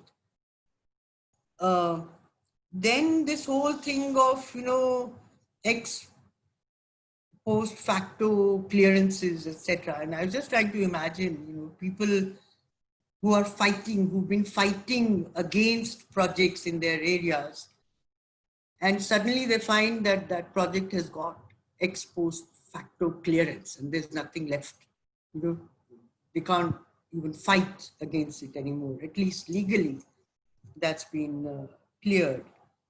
I think that's an absolutely unacceptable provision, that you break the law and the law will pardon you, at the most charge you a bit of a fine or something. That's it. The other thing, I think the other really worrying thing in this whole notification is weakening the public consultation process, because unless people who are going to be directly impacted have a say, have space to have their voices heard, there is no meaning in having any public consultation. So just giving 20 days notice and, and this very, very limited public consultation that has been provided for is totally unacceptable. And I think that this other thing, that people can't even complain against, can't even file complaints against, clearances. I mean, that's been only reserved for, government agencies or other institutions. But the people who are most directly impacted can't even complain. I think this notification has some absolutely bizarre provisions, and we really need to fight against it. I think I'll stop there because we are pretty short of time already. Thank you. Thank you, ma'am. Chair, Professor Fernandes, with your permission, shall we move to our next discussion? So, yes. Shall we go on to Ajit Kumar Singh? Are you there? Just you can Good evening to. Please go ahead. Am I audible? Yes. Yes, you are. Very good evening to all the panelists as well as discussant. I am Ajit Kumar Singh. I am Additional District and Session Judge, and I also happen to be Secretary of Bihar Judicial Services Association. It's great to see that this kind of concern is being shared by the panelists as well as discussant, which has assumed significance in present context, particularly after the draft notification EIA has been mooted by the Ministry of Environment. And it has assumed significance because of this fact that it contains certain contentious provisions. Since I am a judicial officer, all the views which I'll be expressing will be individual in nature, and right to have clean environment is a fundamental right. And by virtue of being citizen of this country, when I am having the fundamental right to have a clean environment. And I'm also supposed to say, from the point of view of judiciary, that TERI has been a pioneer as far as environmental right movement is concerned. And the environmental right jurisprudence having been introduced by judiciary through what you call judicial activism has paved the way for clean environment. So as far as this notification is concerned and the kind of concern which has been expressed, the most important has been ex post facto clearance. You must have gone through a case, I mean, which has been reported, that is of 1st April 2020 by Honorable Mr. Justice D.Y. Chandrachud in Albamic case, and this thing has been again reiterated. There cannot be post facto clearance, ex post facto clearance, and this kind of ex post facto clearance is antithetic as far as environmental jurisprudence is concerned. I have gone through the draft. The government has relied on 2 of the orders of courts. One is of Jharkhand High Court and another one is of Supreme Court. In the Jharkhand High Court order also, you know, the violation part as well as this clearance part has been separated. This has been further considered in Albamic case, but this should not be set as a precedent because the project which have already started, they have been given clearance or they have not been closed down, and you know they have been asked to pay compensation of some of the amount for the restoration of the environment. But that does not mean that court has intended to make it a precedent and this kind of activity should be allowed to be done unabated. So Ministry of Environment draws its power from constitutional scheme as well as legal frame. The constitutional obligation is there in form of directive principle for state policy under Article 48. And then again, Section 3 of Environmental Protection Act, which says that central government for the purpose of protecting and improving the quality of environment and preventing, controlling and abating environment pollution may come up with any sort of thing. So now what remains to be seen that the notification which is being mooted is in consonance with this or not. Now it is being criticized that environmental ministry is focusing more on developmental aspect and it is ignoring the environmental concern. The environmental concern have been relegated on the back seat, whereas developmental concern has been given the precedence. And this is what the concern has been expressed by most of the panelists while saying that the ease of doing business is being intended to be furthered. And that's why this kind of arrangement is going to be made. I think that the environmental ministry, for that matter, is supposed to be more focused on the environmental aspect. For the purpose the ministry itself exists. I think that what is being mooted is definitely being registered by the public. The environmental ministry has itself conceded that it has already received 1.8 million view as far as public is concerned. So if that view is pouring in, if public is coming in such a large number, then definitely the concern of public cannot be ignored. So from judicial point of view as well, what was being told by the panelists that this fact has been reiterated by the Honorable Supreme Court in a number of cases, that this kind of arrangement is not at all tenable. Despite that, we cannot have this kind of framework which is being mooted. In Honorable Apex Court in Albamic case has also reiterated the same. So we cannot go on to have a regime which is being mooted, and definitely it requires to be revisited and reconsidered. The Environmental Ministry has stated, the Honorable Minister has stated that the draft is not final, and definitely the concern of all the stakeholders would be considered before coming up with the final draft. But the need is to see that the basic purpose for which Environmental Protection Act has been enacted should not be allowed to be diluted. And this is not only constitutional obligation of the state, but it is also the legal framework, existing legal framework, which is supposed to be taken care of before coming up with any sort of final draft. Now, we live in democracy, definitely, and there is duty of the government to bolster the tenets of democracy and democratic principles. Now, restricting public and NGO from reporting the violation, restricting the time frame of public hearing cannot be said to be promoting the democratic principle at all. So it has to be understood that why people have come forward. Now this is the impact of social media in the present context, that 1.8 million people have come forward. Now this is also judicial pronouncement, the Honorable Delhi High Court extended the time frame for registering public reservations as far as this aspect is concerned. So this much of suggestions have poured in. So in a democracy, the public opinion cannot be ignored. So this is supposed to be taken care of. If we talk of participative governance, then definitely this should be taken care of. Now the most important thing is that what is the solution? A lot of problem and lot of concern has been expressed by a number of panelists as well as discussants. Now, what should be the solution? What should be the way forward that the ministry should go for, and what should be the way out? I believe that there is need to revisit the draft, and there is need to stick to the constitutional obligation as far as government is concerned.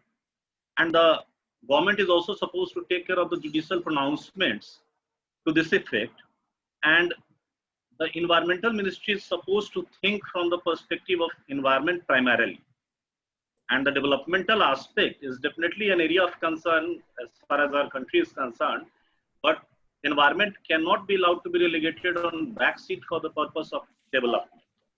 Now, the democratic process has to be strengthened, and for that matter, the public hearing time frame as well as reporting and as well as participation aspect is also supposed to be taken care of by the government. And I must say, though not in lighter vein, it is very important that we have a right to have a clean environment as our fundamental right. Now, right to have a vibrant economy and vibrant economy and industry is not yet upgraded to the level of fundamental right as such. So even we stick to the basic principles that what is important for our survival, then it is the environment first which is supposed to be taken care of. We can survive without development, but we cannot survive without environment. So if at all concerns are being raised by the public at large, then in a democracy, it is the duty of government to accommodate the concern of public at large, and government should definitely try to accommodate their concern as it has been reiterating. And definitely from that point of view, if government comes up with a final notification in which all these things will be incorporated as the kind of reservations having been expressed by the discussants and panelists here, as well as stakeholders, different stakeholders and public at large, then definitely I think that there is need to reconcile, balance between the conflicting interest, the environmental concern, as well as the, economic development.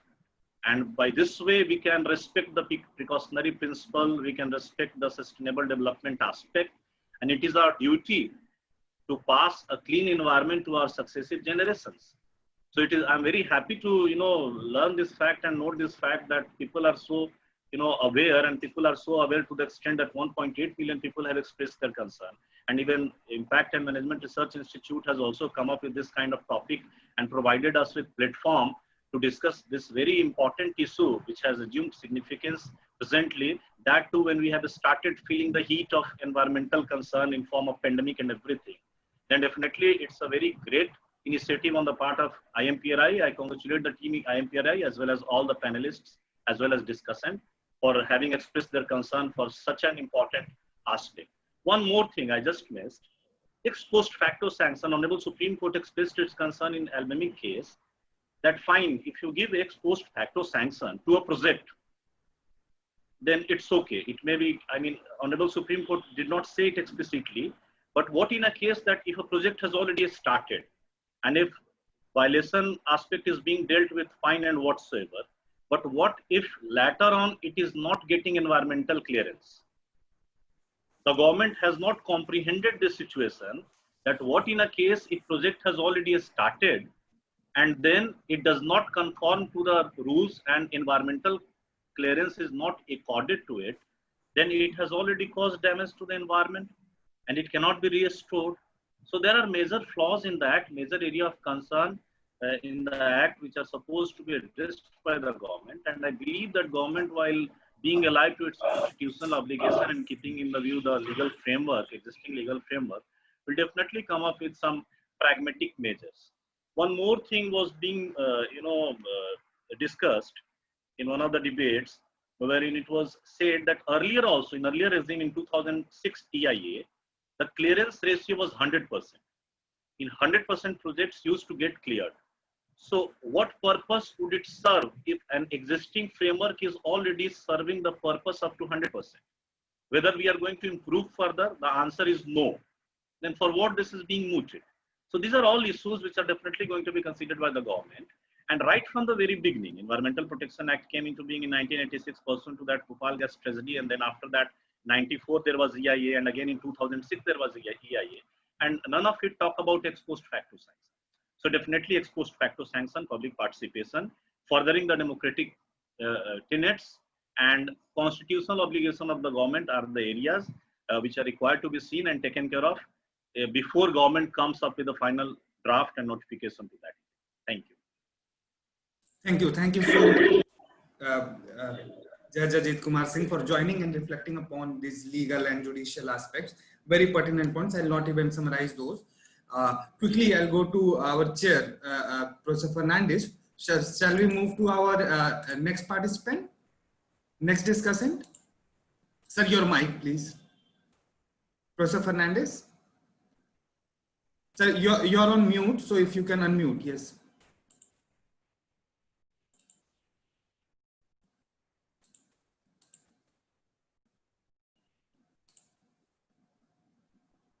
Professor Brajesh Dubey, are you ready? Yes. Sure. Professor Fernandes, your mic is on mute. If you can, yes. Yeah. So, Professor Brajesh Kumar Dubey, our next panelist from IIT Kharagpur. Shall we invite? Yes. Can you? Yes. Professor Dubey, Yes. please go ahead. Carry on. Yeah. Okay. Thank you. Thank you for inviting me.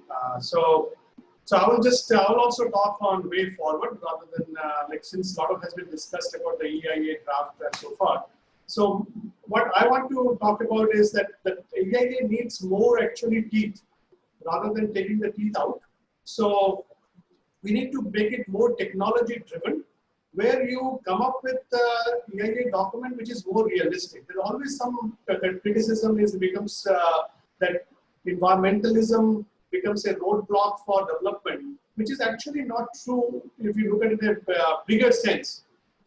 Green technologies are also out there, which provides a lot of job. Clean, when you do environmental responsible behavior, that also creates a lot of job, because you have to put all those safeguards, you have to take care of your water, you have to take care of the air, you have to take care of the soil. So that also creates jobs. So it's not that if you only setting up an industry which pollutes the environment, create jobs. So that mindset has to change.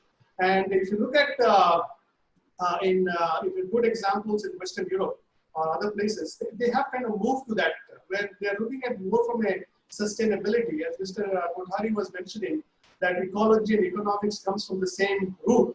So what we need is a proper kind of marriage between ecology and environment, which unfortunately is not happening. So, and EIA has to move even further to become something like LCA, which is, in fact, in one of the earlier meeting, I heard from the government that they want to actually go to the LCA, but I don't know what happened to that. So, it's we need to have like constructive criticism to this, and also try to take it forward, where we bring more look at environmental aspect, look at the social aspect, look at the economical aspect. All those things has to come together, where somebody also mentioned about the sustainable development goal, that sustainability actually has 3 pillars.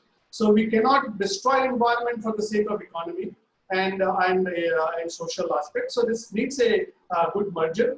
And at the same time, coming from my major area of work is on waste management.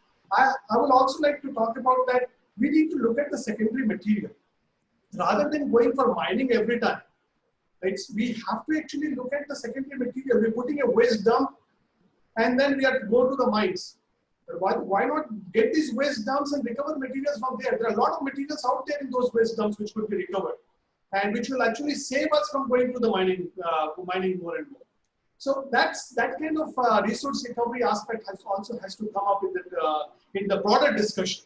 And looking at technologies, green factor, there are tools out there today, which actually helps you to decide environmental friendly technology, taking into consideration ecology aspects in totality. So, and have to have a proactive approach rather than reactive approach. So I would, in the interest of time, I will just limit myself to this, and then I think hand over back to Professor Fernandes. Yeah. Thank you. Sir, Professor Fernandes, since we are a little beyond time, can I have your permission to extend it for another, say, half an hour at max? So okay, that we can no problem. Carry on. Thank you very much. Please tell the panelists to be brief and then questions to be brief. Yes, okay? Yes. Thank you. Next, we have a very thriving student, Sarah, from Symbiosis University, Pune. Sarah has been writing a lot in many media. Sarah also has a small PPT to share with us. So Sarah is representing the students' voice and what the youth are highlighting and looking into. Sarah, are you there? Yes. Sarah, your video is not on. Okay, sorry. Am I audible? Okay. Yes, audible. It's good. Yeah, but I can't share my PPT here. That will happen. Yes. Try now.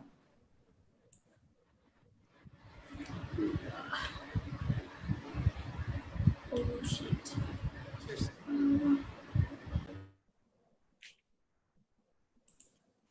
Yeah. Carry on. You are muted, Sarah, somehow. Yeah. So I don't have my PPT here. Is it fine? Like I can't share it here. I don't know what to do. You can look at the share screen and then choose.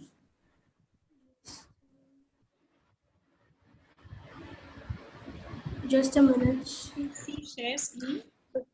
Choose share screen and then the screen comes. There is a green highlighted button in share screen. Just a minute. Oh. Bottom near the chat. In the middle. Oh, I don't know. I can't do it. You can if you can quickly email us to us. What? Well, no problem. Or you can go on. You can go on. Sarah. Go on. Okay. Sure. So I'm myself Sarah Suresh, a student of Symbiosis Law School. Thank you organizers for giving me this wonderful opportunity, and I feel totally intimidated by all the amazing speakers here. So to start with, I'll just sum up all the key issues of draft EIA 2020 with the reports and articles along with. So I've already written an article about EIA on Quint. You can look into it, but most of the information were already shared by the discussants and the panelist members. So to start with, the first main issue is the post facto clearance of the present industries. So basically, I would like to just share one report of Chennai Solidarity Group under the name City in the Forest, Birth and Growth of IIT Madras. So what happened according to the report is IIT Madras between the period of 2001 and 2013 has acquired 52 acres of land and has constructed 37 buildings which did not have any ECs and statutory ECs. But what actually happened according to the report of Scroll is that the regulatory authorities of state government passed all the environmental clearances to the institution after accepting an apology letter from them, just stating the reason that it is a very highly reputed institution. Now, moving forward, the next issue is like most of the activities and projects were exempted from public consultations and environmental clearances. Now, if you look into it, R.P. Gupta, who is the Secretary of Environmental Ministry, he told that when he was asked the question, why is many projects being exempted from the public, he told that the Environmental Ministry has acquired enough experience to rationalize all the clearance process themselves. So now moving forward, the next issue is the definition clause. Even though we have 60 definitions, it is pretty difficult for the tribal people or normal people to comprehend it. Even the definition of strategic term, as mentioned by one of our panelists, Dr. Ashish Kothari, the term strategic is not defined properly, and the other information is that definition of border area being not defined properly. So the thing is, all the linear projects in the border area are primarily not covered under public consultation, which would include northeast states like Shimla. And another main problem with the EIA draft is that the validity period of environmental clearances like mining project, River Valley project, and other projects which has been expanded, like for mining, it has been extended to 50 years. So now, moving forward, another primary issue is the language issue. Now, if you see, the draft has been released in 5 languages: English, Hindi, and Nepali, Marathi, and Odia. But the constitution recognized 22 national languages, and the Delhi High Court has produced a contempt notice to the central government, which was again stayed by the Supreme Court. And the central government stated a day before yesterday that they are planning to release the draft in a Tamil language. But on the other side, there is no information about releasing it in any other languages, or whether the suggestion box will be open again or not. Now, I would like to move to another main issue, that is non-adherence of this draft with the constitution principles and environmental jurisprudence. So as Mr. Leo Saldanha, who told about how public importance, like public participation is quite important. So we have 73 amendments, 74th amendment, which talks about Panchayati Raj systems and Nagarpalika acts, which was basically actually brought in for inclusion of public to participate in the decision-making process. We have 5th, 6th schedule, which talks about special governance for tribal and scheduled areas, but those provisions were not adhered to by the government. So the public actually has the right to ecology, right to environment, and right to livelihood, right to quality life, which was not taken into consideration by the state. And according to DPSP, the state has the duty to protect the environment and the citizens. Now, I would like to conclude by saying that, so if you take environmental jurisprudence of India, the principle of intergenerational equity, that is the sustainable development, is quite important, and it forms the cornerstone. Like the principles of precautionary principle and polluter pays principles come under its domain. But right now what's happening is every generation is getting worse than the previous generation. So if at all, what happened with, okay, one more thing is the monitoring mechanism. So now public is not able to file their violations or non-compliance report of industries, and the project proponent himself have to file the complaints every once in a year, which doesn't seem to be a very good idea after what happened with LG Polymers in Vizag, Vapi in Gujarat, and many more of LG, many more, so much. So what I want to say is that in 1984, Bhopal gas tragedy taught us to enact Environmental Protection Act 1986. And now we have many things like Assam Oil India Limited blowout, and the Hingpatka is illegal mining, which was going on for 13 years, and LG Polymers teach us to take environment as a priority rather than economy development. Thank you, Sarah. Very nice, very good effort. Thank you for joining. I will quickly now go to our chair, Professor Fernandes. Would you like to add anything, or we can? Dr. Sinimeta will help us to do the Q&As, question and answer. So, do you want to comment anything, or then we can move to the question answer round? I think we better go to question answers, because there's very little time, and this one. Ashish Kothari and Professor Raghunandan have already informed us that they have to leave at 6:30. Yes. So I suggest that if they are still there, those who have questions for 2 of them, please leave them now very short questions, so they can answer and go. Right. Simi, please, over to you. Thank you very much, sir. And it was really a very, very... Please try to be loud, Simi. Your voice is very less. Yeah. Please try to be loud. Yeah, thank you very much, Professor Fernandes. It was indeed a very insightful session. There have been a number of questions which have already been answered by some of the panelists to whom it was answered. So we save a little bit of time there. There are a few questions for the panelists. One of them is for Professor Sucharita Sen, which is decentralization and devolution of environmental governance, often used in the policy framework languages. But what it actually does is more centralization and expulsion of public from decision-making process. How the two contradictory aspects are adapted together. The next question is for Professor Sachdeva. When the rules and regulations are fundamentally flawed, do you think that a monitoring system will make any improvement? Shouldn't there be first rigorous assessment and then monitoring?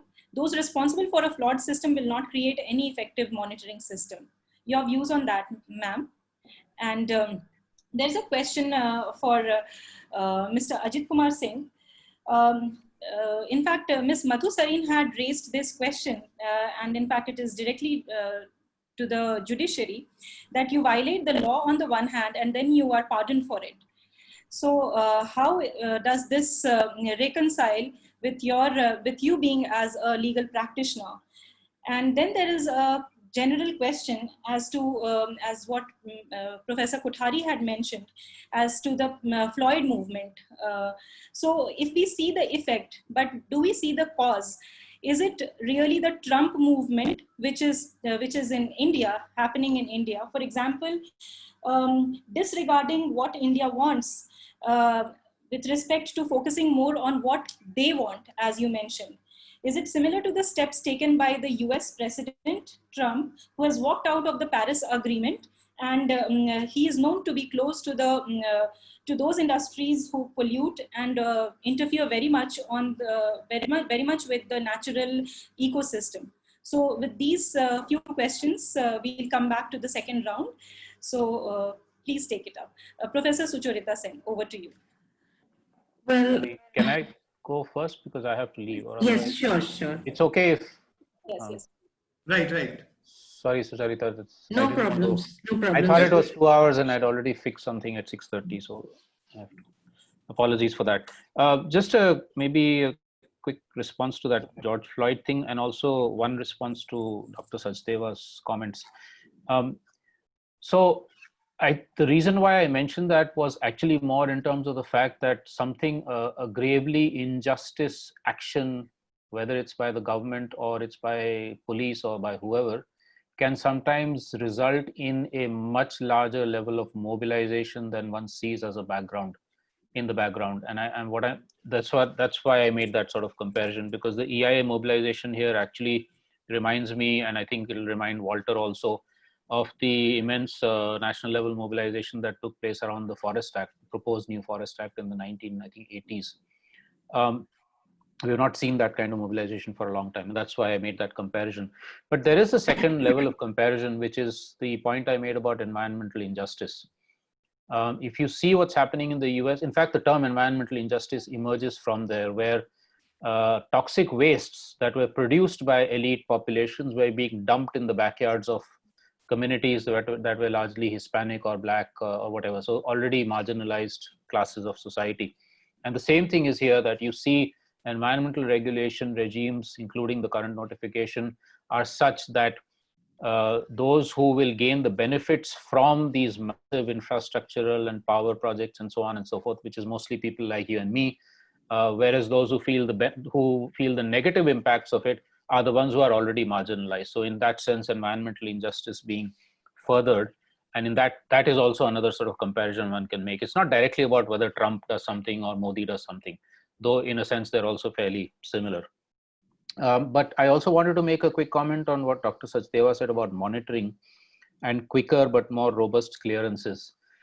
This is the kind of language that is music to the ears of the ministry and the government. And I think we have to be very, very careful. I have been on the River Valley committees 20 years back of the Government of India. And I saw that even at that stage, when clearances were not happening at the rate at which they're happening now, it was impossible for the monitoring committees to do, however honest and dedicated they are, it was impossible to monitor. You're talking about projects which have multiple complex intersectoral impacts, social and ecological.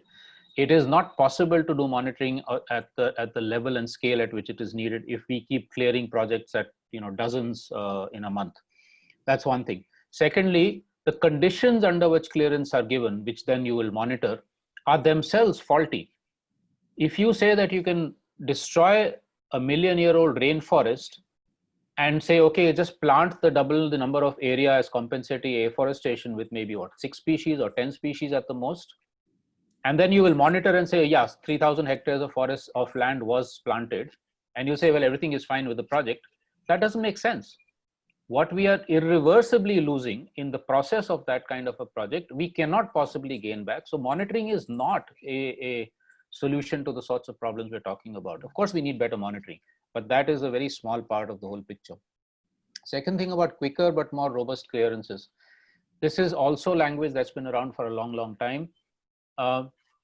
Let's understand the fact that if you want to properly understand the impacts of, let's say, a river valley project on the river ecosystem, it takes at least 2 years of study. At least. You need to look at multiple seasons of what the impacts will be, and 1 year is not enough because that could be an unusual year. You need at least 2 years. One could say even more, but let's say at least 2 years. You can't possibly fast track that. It is not possible. You can't have, the ministry will say, oh, we understand already. You can't. It is just not possible. You have a river in the northeast of India and Sikkim. It has a very different ecology than a river in the Himalayas, which is different from a river in the Western Ghats. Experience in one part of the country cannot give you adequate information of what the impacts of a project will be in another part of the country. Though EIAs have attempted to actually just pick up, copy, paste, and put somewhere else. And that kind of fraud has been exposed in the past. So I think we don't have shortcuts for impact assessments. We cannot have it.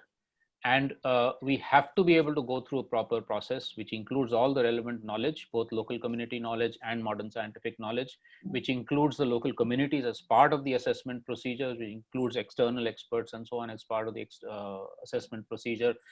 And you cannot make that quicker than what it's already too quick. It's already too imperfect. And that's why you end up with the most horrific impact assessment reports ever. You can't make that any quicker. In fact, you have to slow it down, which then therefore again raises the questions of what really is development. So I just wanted to make those comments. And I apologize again in advance that I have to leave for another meeting. My sincere apologies. Thank you so much, Professor Kothari, for joining at a very late hour and giving your time for raising such pertinent issues. Thank you and have a good evening. And shall we? Yes. Thank you, Ashish. Thanks, Walter. Nice to see you again. Yeah. Yes. Shall we move to Professor Sen quickly? Yeah, well, this was a question about decentralization versus centralization. Actually, this particular draft does not make the pretense of decentralization too much. I mean, which many other policies do. There is very little of overt, even written, forms in which you can conceive of a written up kind of a pretense. Even it does not make the pretense of even that. So what it does, there is only one point which I can remember, that it gives a power to the district committee. I fail to remember this properly exactly, but they will have to follow the framework which the central government has given. So it actually nullifies the seeming decentralization. In fact, to the contrary, as I was just mentioning, I just touched upon it, there is actually an attack through the EIA on the federal system of India. So much for localization. Even the states, the kind of intervention they could make via the 2006 notification, it actually takes away that. So, for example, the draft notification does away with the requirement of committee to be set up in consultation with the state governments, which was the case earlier, gives the central government more control over the constitution of state level authorities and expert committees. Now states can only send nominations, which can be rejected also. So in effect, you could have an expert committee which is constituted in its entirety only by the central government. So I do not think the issue of decentralization has actually even appeared in this notification. Thank you. Thank you, Professor Sen. Shall we quickly go to Judge Ajit Kumar Singh? Sir, are you there? Yes. Yes, sir, quickly to the points raised to you. Could you please repeat the question, Sime? I will just invite Madhu ma'am to ask it herself. Madhu ma'am, can you come and please make the interjection? Madhu ma'am?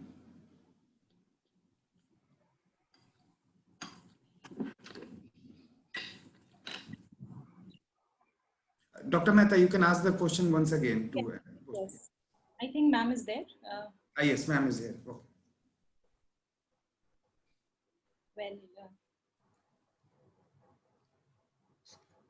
She can ask a subsequent question. Ma'am can ask a subsequent question. Yes. So, sir, my question was, Ms. Madhu Sareen rightly pointed out, rightly or wrongly, based on your perspective, that clearly the draft violates several rights and provisions.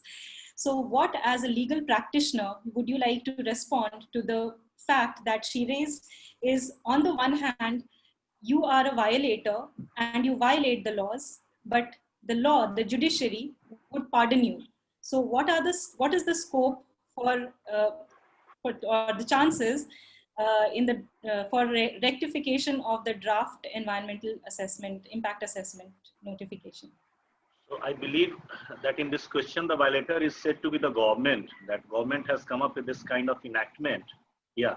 See, I have already pointed out all aspects that government has come up with this kind of notification, and definitely public concerns have been expressed wherein ex post facto sanction aspect is being criticized to greater extent. Now, this is at the level of discussion and opinion form.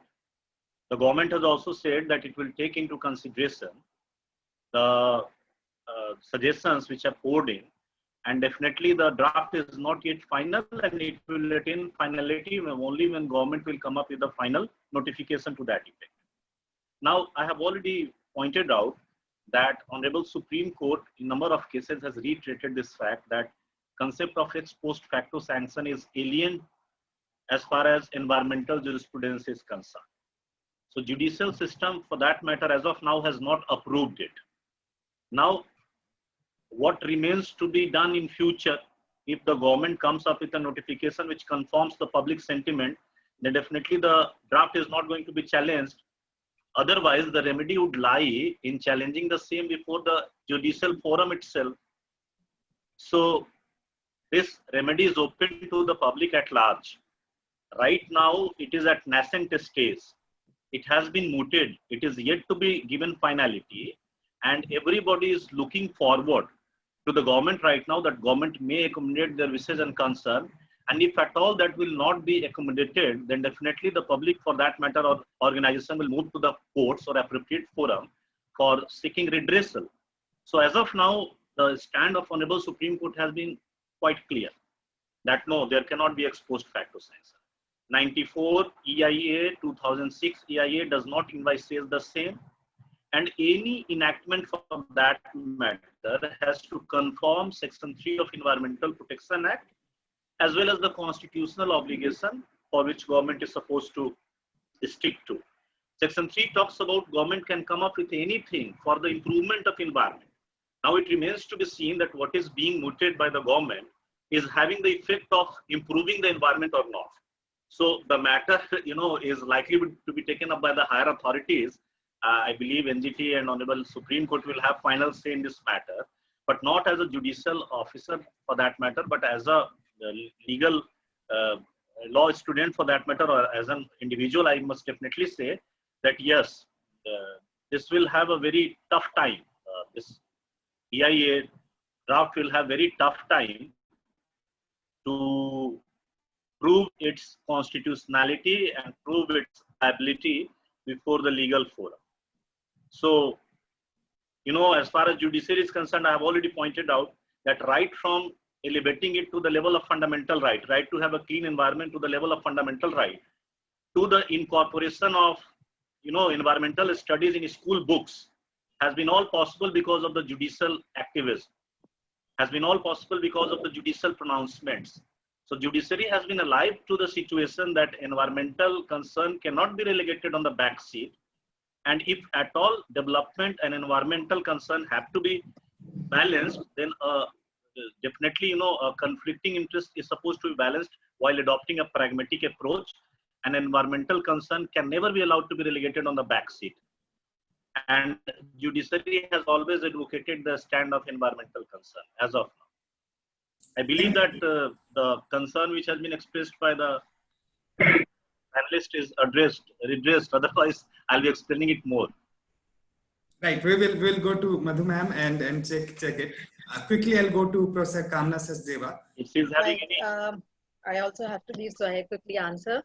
So thank you, Semi, for asking the question. So actually, I wanted to reflect on the way forward. So I quickly moved to monitoring. So people must have taken monitoring directly from me. But I wanted to tell you that whatever the panelists and other experts have suggested, that we need to revisit the draft, definitely, because we have received so many good comments, and which is very constructive. And in a constructive criticism is also being given there. So I'm very much with them that we need to revisit the draft. But after revisiting, we need to be taking this EIA 2020 should be as an opportunity, because already in 2006, there are a lot of amendments, and reading amendment and going back and forth is a very difficult task.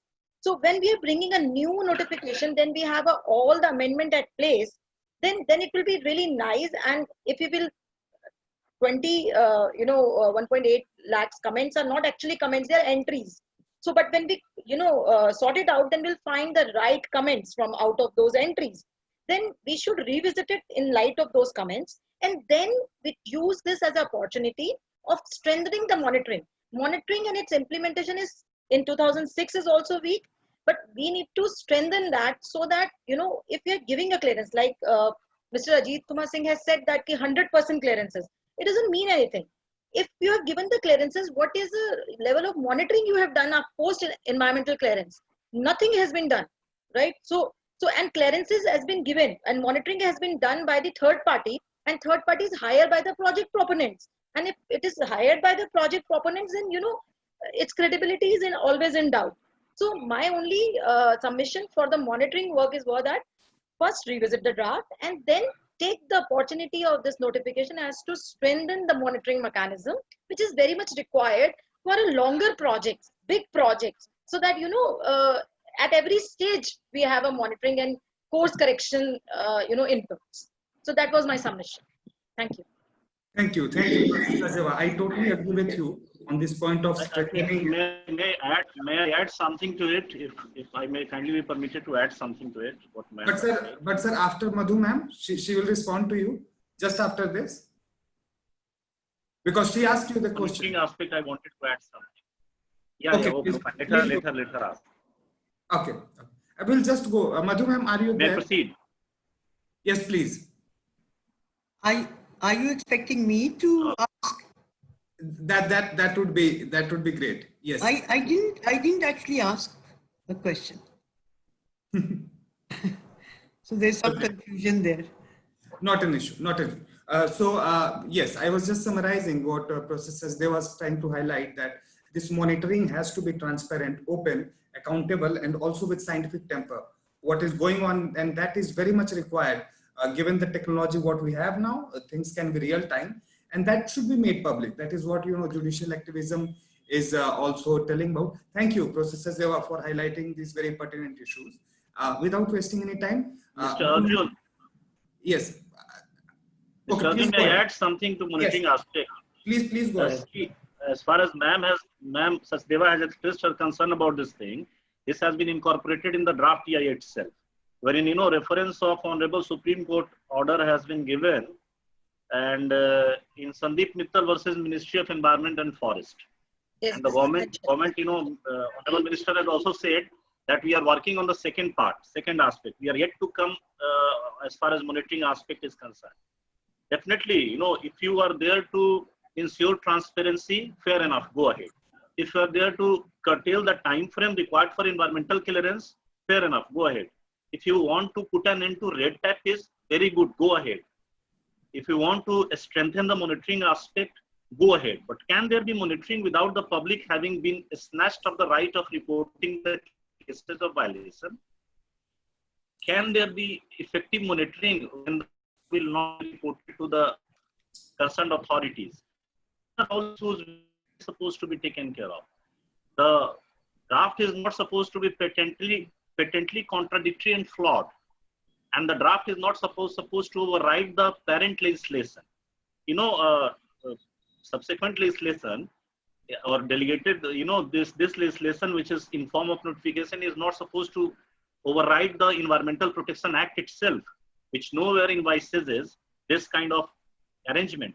So these are the things, you know, these are the things which are supposed to be taken care of. That in one hand we talk of monitoring and effective monitoring, whereas in other hand we are, you know, restricting public opinion to pour in. We are keeping certain project out of view altogether from environmental clearance. We are defining a strategy from our perspective. I mean, what government believes to be strategic, so definitely subjective element will creep in. There will be less objectivity. And these are the things which are supposed to be taken care of by the government. So transparency is not supposed to be only there, but transparency is supposed to be felt and perceived from point of all stakeholders. Then only there can be effective monitoring. That's what I want to say. Thank you. Thank you for adding these very pertinent points. Quickly, we'll go to Ms. Madhusarin, ma'am. Ma'am, you have 1-2 minutes for finally to give your remarks, and then we'll move on to chair. No, I think very... Ma'am, your video is off, if you can. Oh, okay. Very useful session. I just feel, you know, this whole notification really needs to be withdrawn and redone. It's just full of too many contradictions, and in fact, it will encourage violations. So my personal view is that this notification needs to go. It's not a question of fiddling a little bit here or there. It has some fundamental, you know, weaknesses. And it seems, as I think it came out in the discussions earlier also, it seems more concerned with, you know, facilitating ease of doing business than protecting the environment. And we really need an EIA which is focused on protecting the environment and not the other way around. Thank you. Thank you. Thank you, ma'am, for highlighting ease of doing business vis-a-vis also ease of living. You know, that is very pertinent points coming out. Without any further ado, Prof Fernandes, the floor is all yours to summarize. Yeah, thank you very much. It was a very good session. Unfortunately, I'm extremely sorry that I had a problem with my computer. The first time, a brand new computer, using it for the first time, and I was not familiar with it. I'm extremely sorry about it and caused many problems. Now, a few points, common points to all the panelists. The first is centralization of power that comes out of the EIA. And that is not merely in the EIA, but overall, the overall approach today seems to be centralization, which is not a question of center versus the states.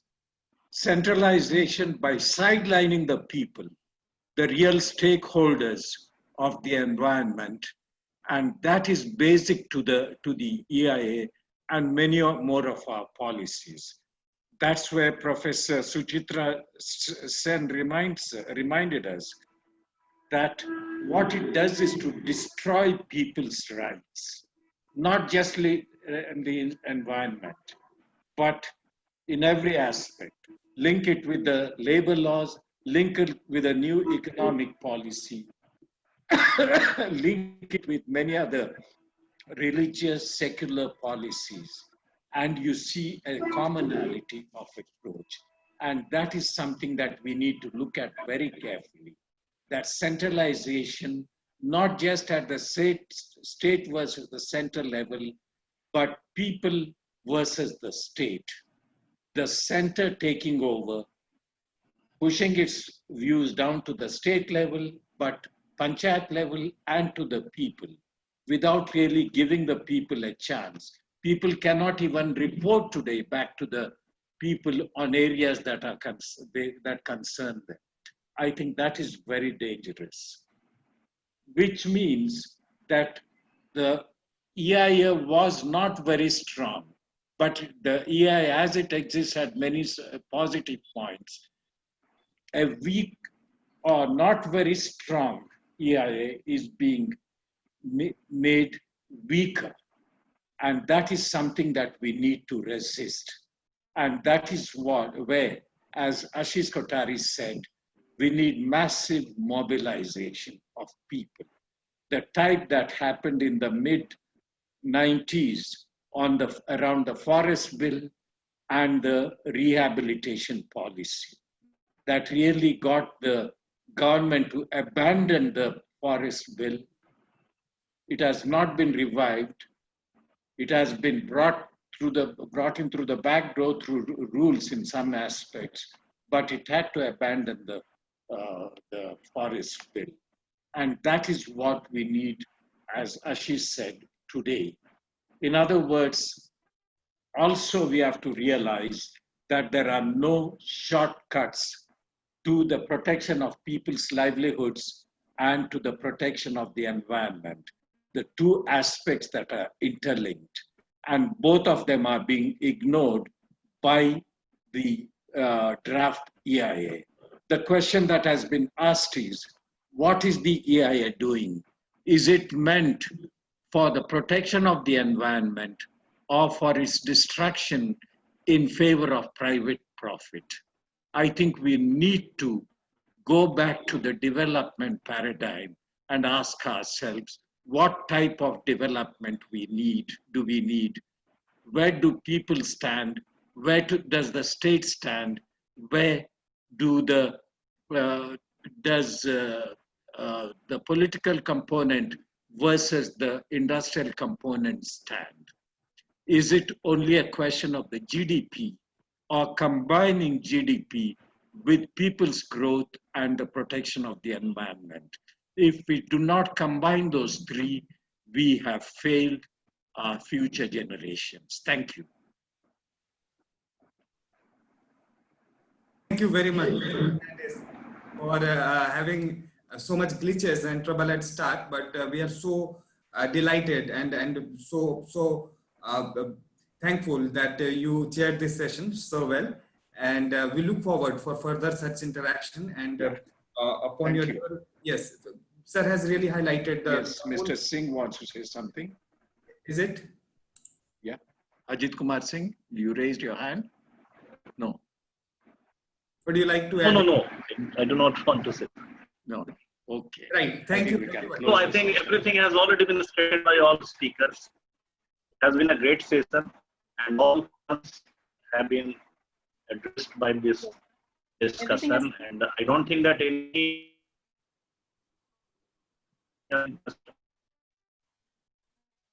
You've lost okay, Mr. thank Singh you. for a bit. Right. Yes, everything has been stated as you have rightly said, sir. We can except for vote of thanks. Simi, please go ahead. the vote of thanks. Yes. Thank you. Thank you very much to all the distinguished panelists for joining us this evening and for being so generous with your time. On behalf of Impact and Policy Research Institute, I extend my gratitude to Professor Walter Fernandes for having chaired this session today. I thank Dr. D Raghunandan, Professor Sucharita Sen, Mr. Leo Saldanha, Mr. Ashish Kothari, Professor Kamna Sachdeva, Ms. Madhu Sareen, Mr. Ajit Kumar Singh, Professor Brijesh Kumar Dubey, and Ms. Sara Suresh. I also thank Professor Sucharita Sen for being the architect of this event, Ms. Maitreyi Handi, Senior Fellow at Impact and Policy Research Institute for planning and coordinating the event, Professor Kamna Sachdeva and Dr. Deepti Jain from TERI for co-organizing the event, and Ms. Amita Bhaduri of India Water Portal for being our media partner. Thank you very much. I thank the audience for joining us in large numbers here on Zoom as well as on Facebook Live. And lastly, this would not have been possible without the tenacity and cooperation from Team IMPRI, led by Director Dr. Arjun Kumar, Ms. Ritika Gupta, and Ms. Anshula Mehta. Thank you very much, and I hope that this is just the beginning of more such conversations for environmental security for generations to come. Thank you very much, and have a very good evening. Thank you. Have a good evening. Thank you for joining. Thank you, everyone. I must say that you have a wonderful team and you have organized so well.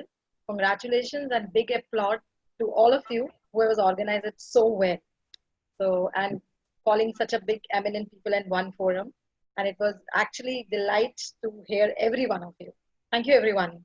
Thank you for being a part of it, ma'am. Thanks a lot. Have a nice evening, Prof Fernandes. Team IMPRI, you know, they really deserve to be congratulated and they really deserve to be complimented for having, you know, taken up such an important issue. And it is the impact of social media as well as impact of discussion. That is definitely, you know, in consonance to the public sentiment. 1.8 million people have already, you know, given their opinion. So if at all this kind of discussion is being made right here and the concern of large number of people is being addressed by IMPRI, then really, you know, you're keeping yourself relevant as well as alive with the current situation. So you really deserve to be congratulated and complimented for it. Thank you. Thank you, sir. Thank you very much. Continued guidance. Thank you so much. Have a nice evening.